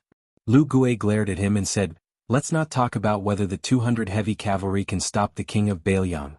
Even if they can, how many of them will be left? Even if you don't feel sorry for them, I do." Lin Fu chuckled and did not dare to take matters into his own hands. He quickly turned and ran off to deploy the troops. Lu Gui walked side by side with the Qi refinement warrior in white and the master from the chess and sword music school. The Qi refinement warrior seemed to have been influenced by the general's calmness in the face of danger. He was no longer as anxious as before. He said softly, "General, please rest assured. The 600 well-trained men that His Majesty has bestowed upon him are not very useful if they are used to break through the enemy's lines. However, they are very effective against these lone warriors. Although the king of Bailiang is indeed very powerful, I believe that he is not so powerful that—" Lu Gui smiled and continued the conversation. "Killing people as if they are taking something out of their pocket, right?" The Qi refinement warrior looked a little embarrassed. Lu Gui said calmly, "Although I don't know the depth of that Su Fengyin, I feel that if he really wants to die together with me, it is not difficult for him to kill me, Lu Gui. The difficulty lies in how he can escape unscathed. The reason why I say that he is crazy is not because the Su Fengyin knows that he cannot do it, but because he feels that it is not worth it for him to exchange the king of Bailiang's life for my life, Lu Gui's." Lu Gui smiled and said, "I am very assured. All of you should be even more assured. Our Taiping commandery is always meticulous. We may have a backup plan in the dark." The swordsman from the chess and sword music school smiled knowingly. About half an hour later, an eye-opening army appeared in front of Lu Gui's army. There were less than 600 of them. However, each of them, who were known as the material officers in the Beimeng army, was unusually burly and muscular. Everyone had the back of a tiger, the waist of a bear, and the arms of an ape. Bailiang had many crossbows while Beimeng had many strong bows. This was a fact that everyone knew. However, at this moment, Lu Gui's army was lined up in a ballista formation. What was even more frightening was that there wasn't a single light crossbow in this battle formation. Even the waist crossbows were in the minority. Most of them were large ballistae and cloud-piercing crossbow carts that could be used to attack and defend cities. That cloud-piercing crossbow chariot required 12 resource officers to operate and stored 50 crossbow bolts. Each crossbow bolt was 3 feet long, no different from a sword or saber. Moreover, the tip of the arrow was coated with a green poison. Back then, when Northern Mang's Empress Murong solicited the forces of the pugilistic world, it wasn't something that could be accomplished just by moving her lips. It was precisely this item that had established a miraculous merit and ruthlessly crushed the sects and gangs that refused to be controlled one after another. Within 200 steps, when an arrow was shot out, it was said to be equivalent to the full blow of a second-level Supreme Power Master. If this description wasn't enough to describe the fearsomeness of the ballista and the cloud-piercing ballista, then there was an even more shocking description. Within 100 steps, an arrow was equivalent to a flying sword. These crossbows were built and maintained at the cost of abandoning their original purpose. In exchange, the Empress had said, "If the people of Jianghu are not willing to obediently jump around in Jianghu, then I'll skewer you into candied gourds." On the battlefield, if one was really targeted to death by such a large number of crossbows, they would not hesitate to accidentally injure their own soldiers. How could a valiant person who could break through enemy lines fight hundreds of battles and live a long life? Lu Gui was heavily guarded at the back of the army. He didn't deliberately put on his shining armor, nor did he set up an eye-catching flag. He looked straight ahead, squinted his eyes and didn't say a word. A subordinate general beside the general said worriedly, "In fact, the decisive factor is the 3 waves of arrows between 250 steps. If the last wave of arrows, which is as powerful as a flying sword, can't do anything, and that person breaks into the army, it's most likely too late to change the direction of the ballista." Lu Gui pointed at the ballista formation in front of him that was constantly changing under the instructions of the Qi cultivators. He shook his head and smiled, "Then you've underestimated these Qi cultivators and material officers' ballista. If you look carefully at the width and thickness of the ballista formation, you'll know that the direction of attack of the arrows is not one line or a few lines horizontally. Instead, they're determined to shoot a huge fan-shaped rain of arrows vertically. Even if that person doesn't break the formation in a straight line, these ballista can also respond under the command of the chi cultivators. The power of the ballista itself is indeed terrifying, but what's more terrifying are these chi cultivators and material officers who came prepared from the beginning. The general lamented, "It's no wonder that our Beimang's Jianghu is not as lively as Liang's." Lu Gui sneered, "What's the use of being so lively in the Jianghu? A bunch of boorish men who only know how to use martial arts to break the rules. They don't care about the country at all. I dare say that in the future, when our dynasty steps into the hinterland of the Central Plains, there will be plenty of Liang's Jianghu experts who will help us kill people. They might even kill people with more heart and soul than our Beimang's army." Lu Gui suddenly stopped talking.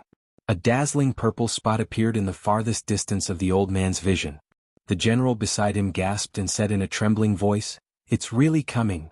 Lu Gui subconsciously raised his arm to give the order.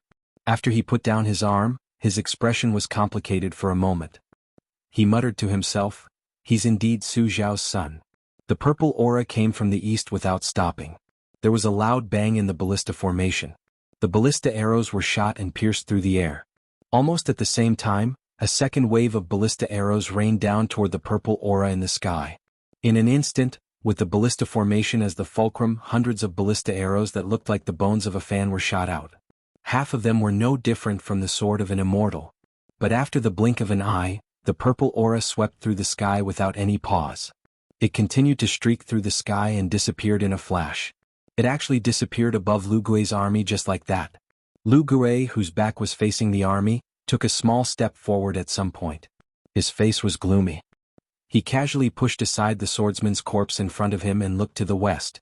A ballista arrow pierced through the corpse's chest and nailed into the ground beside Lu Gui's feet. Even the tail of the arrow could not be seen. Lu Gui ignored the panicked shouts of the guards around him and said indifferently with a fake smile, "It's impolite not to reciprocate." Chapter 1307. Using the crossbow formation, not only did they fail to stop the Eastern Purple Chi, but it also caused the chess and sword music school sword master to be killed by a crossbow arrow in order to protect Grand General Lu Gui. Once the Jianghu people with superior martial strength stepped onto the battlefield, although they would quickly obtain glory and wealth, they might not be able to hold on tightly to that rootless position in the army. Perhaps before they could even warm up, they would suddenly die. An ordinary-looking material officer in armor quickly rushed to Lu Gui's side. With an apologetic expression, he cupped his fists and smiled bitterly. "Your subordinate is incompetent and has frightened Grand General." There was an unshakable iron law in the Beimang army. If the commander-in-chief died in battle, the generals and kiliarchs under him would all be sentenced to death. Other than Lu Gui himself, who could not see anything strange, everyone was probably breaking out in cold sweat. Lu Gui waved his hand and dismissed it with a smile. This middle-aged soldier hiding in the crossbow formation was not simple. He was the youngest junior of Qilin Immortal of the Dao sect. He was at the Finger Shen realm and the crossbow formation was under his full control. This was also reasonable. After all, weapons were dead. Even if the crossbow arrow had the power of a flying sword, if it could not even catch the chi of the enemy expert, even if there were thousands of crossbow arrows, it would be useless. The chi cultivator's chi observation talent was ultimately lagging behind that of a Finger Shen realm grandmaster. In fact, in the rain of arrows, the last arrow of the Dao sect's immortal was the most threatening. However, the king of Beiliang was also enraged because of this. Not only did he use his hand to catch the arrow, but he also threw an arrow at Lu Gui, who was in the middle of the formation. In the end, the chess and sword music school's expert became the scapegoat. Lu Gui was somewhat puzzled. If the king of Beiliang did not want to kill people to establish his authority, what was he planning to do? At this critical juncture where the Battle of Liangmang was imminent, why did he run alone to the barren land west of Liuzhou? Logically speaking, there should be a group of Chang cavalry there to disrupt the situation. However, although the Chang cavalry had sharp blades and fast horses, there were only 10,000 of them and they were destined to not be able to affect the overall situation. Just when Lu Gui was full of doubts, an old Chi Watcher squeezed out of the encirclement of the personal guards and walked quickly to Lu Gui's side. He whispered, "General, another top master suddenly appeared in the west. His momentum is not weaker than that of the king of Beiliang. The two will soon collide. It seems that they are going to stop the king of Beiliang from going west." The Chang cavalry broke in and the Dragon Elephant cavalry unreasonably split their forces. Lu Gui suddenly laughed and said, "Interesting. Even my bait wasn't able to get the king of Bailiang to take the bait. How did the little Chang cavalry manage to succeed?" Lu Gui immediately stopped laughing. He called the leader of the Black Fox Guards, Lin Fu, and ordered in a deep voice, "Qi refinement warriors split into 3 groups. The first group will lead the crossbow formation to the west. The other 2 groups will lead the 2 wings of Huyan Kichin and Yelu Zongtong's personal guards with 500 men each. As for you, Lin Fu, bring all the Black Fox Guards. I will give you another 200 heavy cavalry and 10,000 light cavalry. Ignore the king of Bailiang's movements. Just focus on finding the Longxiang army that has left the main army and fight them at all costs."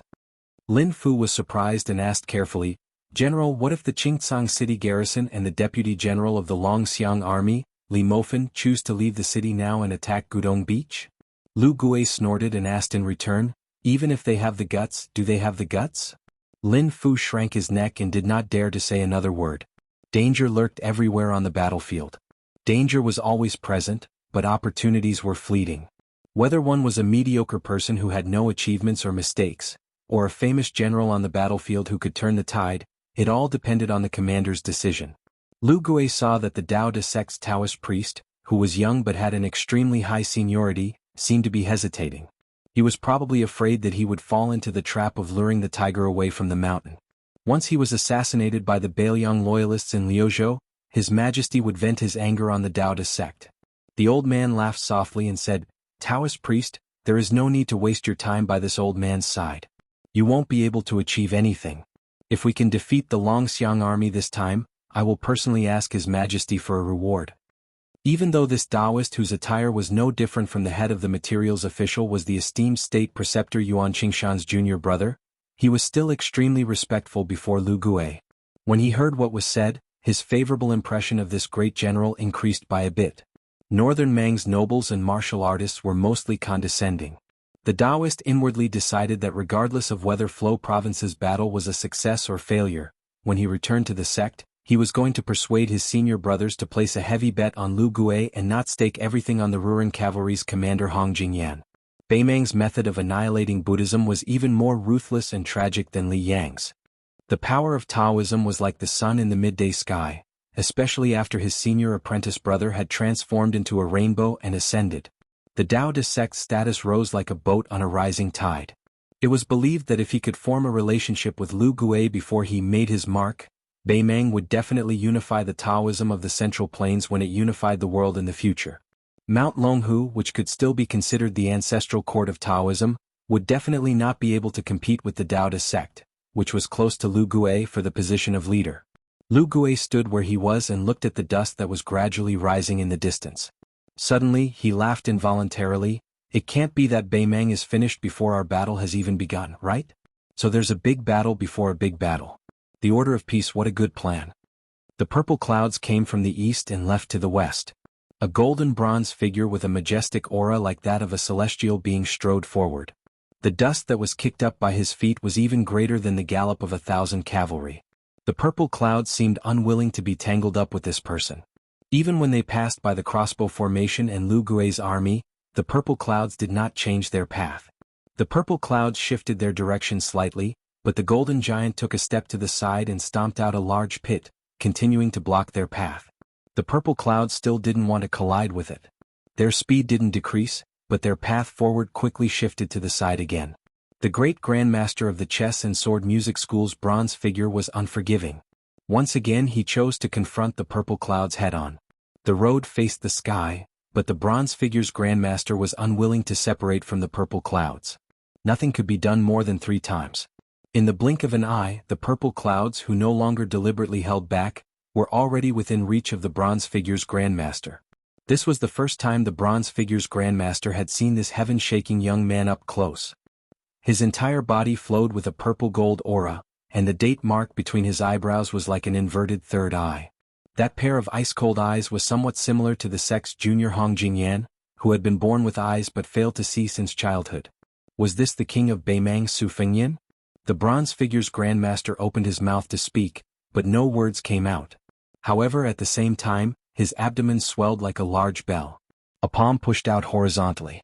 It seemed to be played down, but its power could split rivers and split mountains. Su Fengyan suddenly accelerated and brushed past him. The yellow sand behind him caved in, forming a 30-meter-long five-fingered palm print. The bronze figure retreated like rolling thunder. His speed was unexpectedly not inferior to Su Fengyan's. One person swept forward, the other swept backward, and they continued to walk side by side. The bronze figure's grandmaster extended a hand in an attempt to hook Su Fengyan's neck. Su Fengyan raised his elbow to block the golden giant's hook. The two separated upon contact, pulling apart a distance of 3 meters. They still maintained their original advancing posture. The bronze figure's left foot landed on the ground and took root. His right foot spun and his figure stopped first. In the instant he turned around, Su Fengyan's figure was already half a mile away. After the tall and sturdy northern Mang martial arts master who resembled the legendary Kunlun Immortal stopped, he took a deep breath and opened his mouth wide, swallowing the vital energy of heaven and earth like a whale. With his majestic body as the center, circles of invisible ripples spread out. The ground shook and cracked, tearing out a pattern like a spider web. The golden giant leaped up, rapidly closing the distance between the two. In the air, he raised his arm high and heavily smashed down towards the back of Su Fengyan's head. But Su Fengyan suddenly stopped. The bronze figure's fist smashed into the air 6 feet above the ground, maintaining the posture of a lion hunting a rabbit in front of Su Fengyan. Su Fengyan's toes tapped, slanted upwards and lightly tapped the bronze figure's shoulder, trying to continue forward. The bronze figure's grandmaster who straightened his back shouted, "How dare you!" A palm slammed down from the air. A whirlpool of wind and clouds suddenly appeared in the sky. At the same time, the bronze figure's grandmaster raised his other hand. A tornado rushed up from the ground. The image above was taken from the sky, and the method below was taken from the earth. The two collided, attacking Su Fengyan between heaven and earth. Su Fengyan's figure lightly spun, barely avoiding this earth-shattering collision. But his advance was finally blocked by the bronze figure's grandmaster. The latter took a step forward, using the magical power of shrinking heaven and earth into a square inch. He stretched out his hand and grabbed Su Fengyan's ankle in the air, drawing a semicircle in the air, and fiercely smashed it out. Su Fengyan opened the 5 fingers of his left hand, lightly brushing and forcibly stopping his body. This was the first time he stood still, facing the bronze figure's grandmaster who had always been suppressed by Hong Jingyan in the chess and sword music school. The bronze figure's grandmaster sneered, "Want to leave?" Su Fengyan's face was expressionless, not answering. His line of sight directly jumped over the golden giant, looking further west. The bronze figure's grandmaster glanced at the young king of Bailiang's saber at his waist, saying flatly, "It's very difficult if you don't use your saber." This was not a wild boast from the bronze figure's mouth. Others did not know this person's ability, but Su Fengyan knew a little. The Tide Listening Pavilion had a top-secret file, in which there was early contact with the 6-pearl bodhisattva of Mount Lantua. But the hidden strength of the bronze figure's grandmaster was clearly not something that the female bodhisattva could compare to. Not to mention anything else in the file, just 2 phrases were enough to make people afraid. Banished Immortal. Heavenly King Dharmakaya. Su Fengyan indeed did not have the confidence to leave this person behind and continue forward. But this did not mean that if Su Fengyan fought without restraint, he would not have a chance to kill him. Su Fengyan took a deep breath, his left thumb gently pressing the hilt of his saber, saying in a low voice, "As you wish." Chapter 1308. It was snowing? It really was snowing. Qin Shiliang, who had risen to the top of the Bailiang bureaucracy as a scholar of the Jiangnan Han clan, stood shoulder to shoulder with the provincial governor of Liuzhou, Yang Guangdou. Together, they gazed at the sky that was white from the snow. Compared to the tall and majestic city walls of the Central Plains, the short outer walls of Qingcang City were comical and laughable. This isolated city was located on the northwest frontier fortress. It was like a delicate woman pushed to the shore of a flooded river, ready to be killed by a wave at any moment. Qin Shiliang reached out to catch the snowflakes that were still sparse and thin. He murmured, "In Great Peace City, those who withdraw from court in the snow are nobles and marquises." Yang Guangdou nodded and smiled. "Yes, we are not the same here. The snow covers the bows and knives and the armor and heavy knives are heavier. However, the boorish people here can't say anything about nobles and marquises. At most, they can say something about a black hole at the mouth of a well." Qin Shiliang smiled slightly and asked, "I once heard this story in Gangnam-do. It seems to have something to do with the great general?" Yang Guangdou rubbed his hands together. "When Prince was still young, His Royal Highness, the great general brought his family to Tidehark Lake to admire the snow. In the end, His Royal Highness forced him to write a poem. In his desperation, how could the great general write a poem? After scratching his head for a long time, the great general actually managed to come up with one. If I remember correctly, the entire poem was about snowflakes as big as fists and a black hole at the mouth of a well. A yellow dog in white clothes, a white dog. Qin Shiliang smiled and asked, "And then?" Yang Guangdou said helplessly. The great general clearly couldn't continue. At the time, His Royal Highness chased after him for a long time. However, this absurd scene was often seen on Mount Qingliang. Everyone in the Wangfu has long gotten used to it. At this point, Yang Guangdou felt a little sad. His voice was hoarse as he said softly, "At that time, the great general's legs were still very nimble. When he ran for his life, he ran as if he was flying." Qin Shiliang exhaled and said with a smile, "Of all the Royal Highness in Liyang, only Beiliang dares to be so disgraceful." Yang Guangdou smiled and said, "Isn't that so?" Liemo Fan hurriedly walked up to the top of the city wall. As the deputy general of the Longxiang army, he was indeed as unruly and difficult to tame as the rumors said. After entering Lu province, he had never stepped into the provincial governor's mansion, but today he actually took the initiative to meet the provincial governor, shocking the guards on the city wall. A while ago, the Longxiang army had disobeyed the orders of the governor-general house and split up their troops to attack. Both the military and the government of Liuzhou were already showing signs of hostility. Yang Guangdou turned to look at Liemo Fan and said with a smile, "Oh, rare guest, rare guest. Does Deputy General Li also have the elegance to climb high and admire the snow?" Liemo Fan frowned but didn't take offense to the provincial governor's mockery. He said in a deep voice, "I don't know the details of the purple energy phenomenon and the arrows piercing through the air, so I won't talk about it. However, just now the crossbowmen on the front lines reported that Gu Dongtan and Lu Gui's camp had urgently mobilized 3 cavalry units, all of them rushing toward Linyao City. Among them, Huyan Kichin and Yelu Zongtong's 2 great generals each led 500 light cavalry units. Lu Gui's trusted aide Lin Fu even led the Lu family army's 10,000 main cavalry units. There were even 200 heavy cavalry units hidden among them, ready to charge into battle at any time." Yang Guangdou's expression was grave. He asked, "They're rushing toward your Longxiang army's commander?" Liemo Fan grunted and rubbed his chin. His eyes were sinister. It seems that the Chang cavalry unit that came between Qingcang and Linyao City was bait. Yang Guangdou was furious when he heard this. He couldn't help but say that if he had known this would happen, he wouldn't have spoken so angrily in the beginning. Qin Shiliang, who didn't have a high rank and was temporarily an advisor to the provincial governor, pulled on Yang Guangdou's sleeve and walked forward. He calmly asked, "General Li, let's assume that the young prince's Longxiang army is already facing the 10,000 Chang cavalry. If the Chang cavalry evades the vanguard and intentionally lures the enemy in, will the Dragon Elephant cavalry be successful in their pursuit?" Liemo Fan sneered.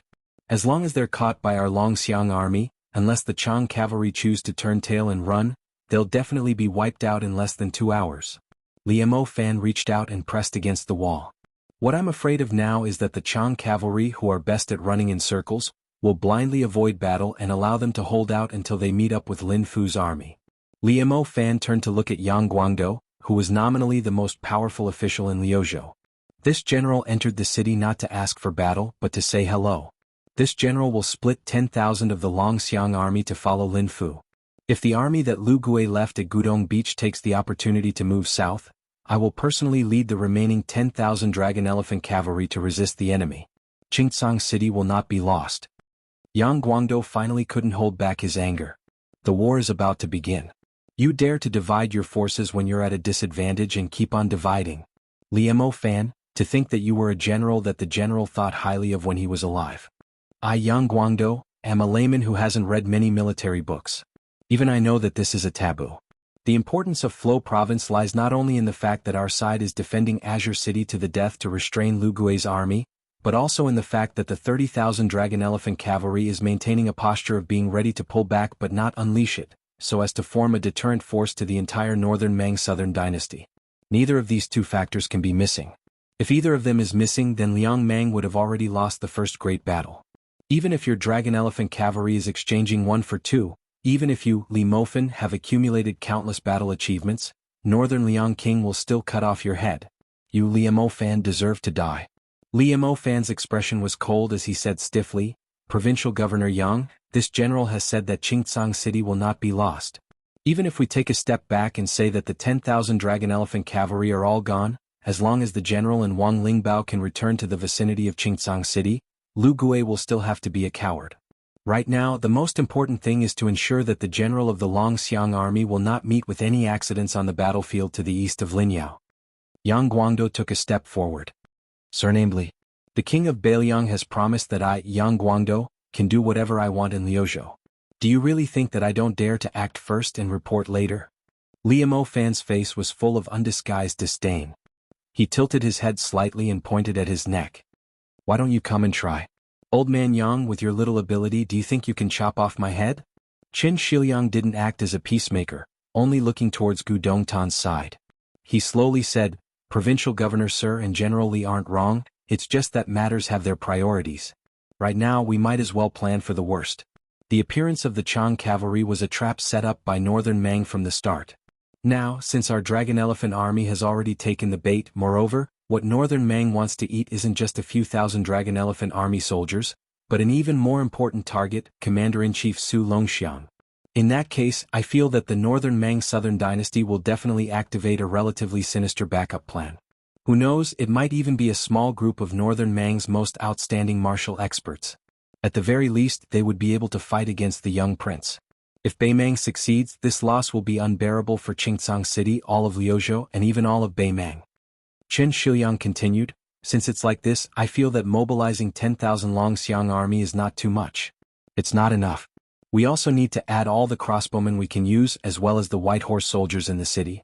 If possible, even the loyalists and spies hidden in Qingcang City should rush out of the city. Li Fan nodded.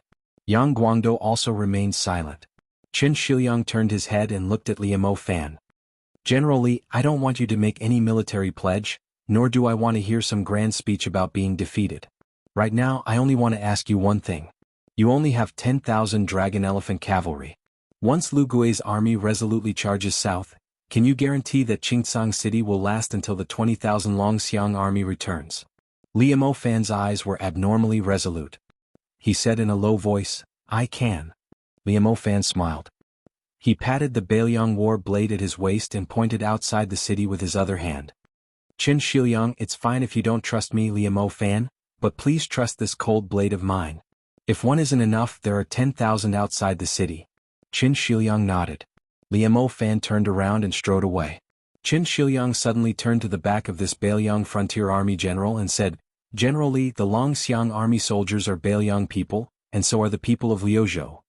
I never thought so before, but from now on, I will remember it. After saying this, the general with his back to the two civil officials, suddenly raised his hand and gave a thumbs up. Chapter 1309. Most of Huang Qing's sword, 16 Buddhas. Calming disturbance returned to its scabbard and Huang Qing held the sword in a reverse grip. A bloody hole appeared on the young man who was hit in the chest by the end of the scabbard. Although his bones were not exposed, his heart and lungs had been injured by the sword qi. Even Huang Qing, whose qi was as long as a river, needed to breathe in and out several times to calm the crazy and chaotic qi in his body after using this move. All moves in the martial Dao emphasized upon opening acupoints in one go, and they pursued the realm of advancing courageously with the guidance of one's will. But Huang Qing's 16 views were extremely strange. After the qi was formed in one go, it forcefully closed the door, at the 16 acupoints, causing the torrent of qi to strike the dam 16 times in succession, and it relied on this to achieve momentum. 16 views, one view and one pause in line with the Buddhist scriptures, one step, one lotus. Although the sword succeeded, Huang Qing still had some regrets in his heart. It was said that the king of Beiliang spared no effort to help Su Longxiang, his younger brother, recreate a red talisman armor. Huang Qing hoped that the young man who was fighting against him would wear the armor that was said to be as solid as a city.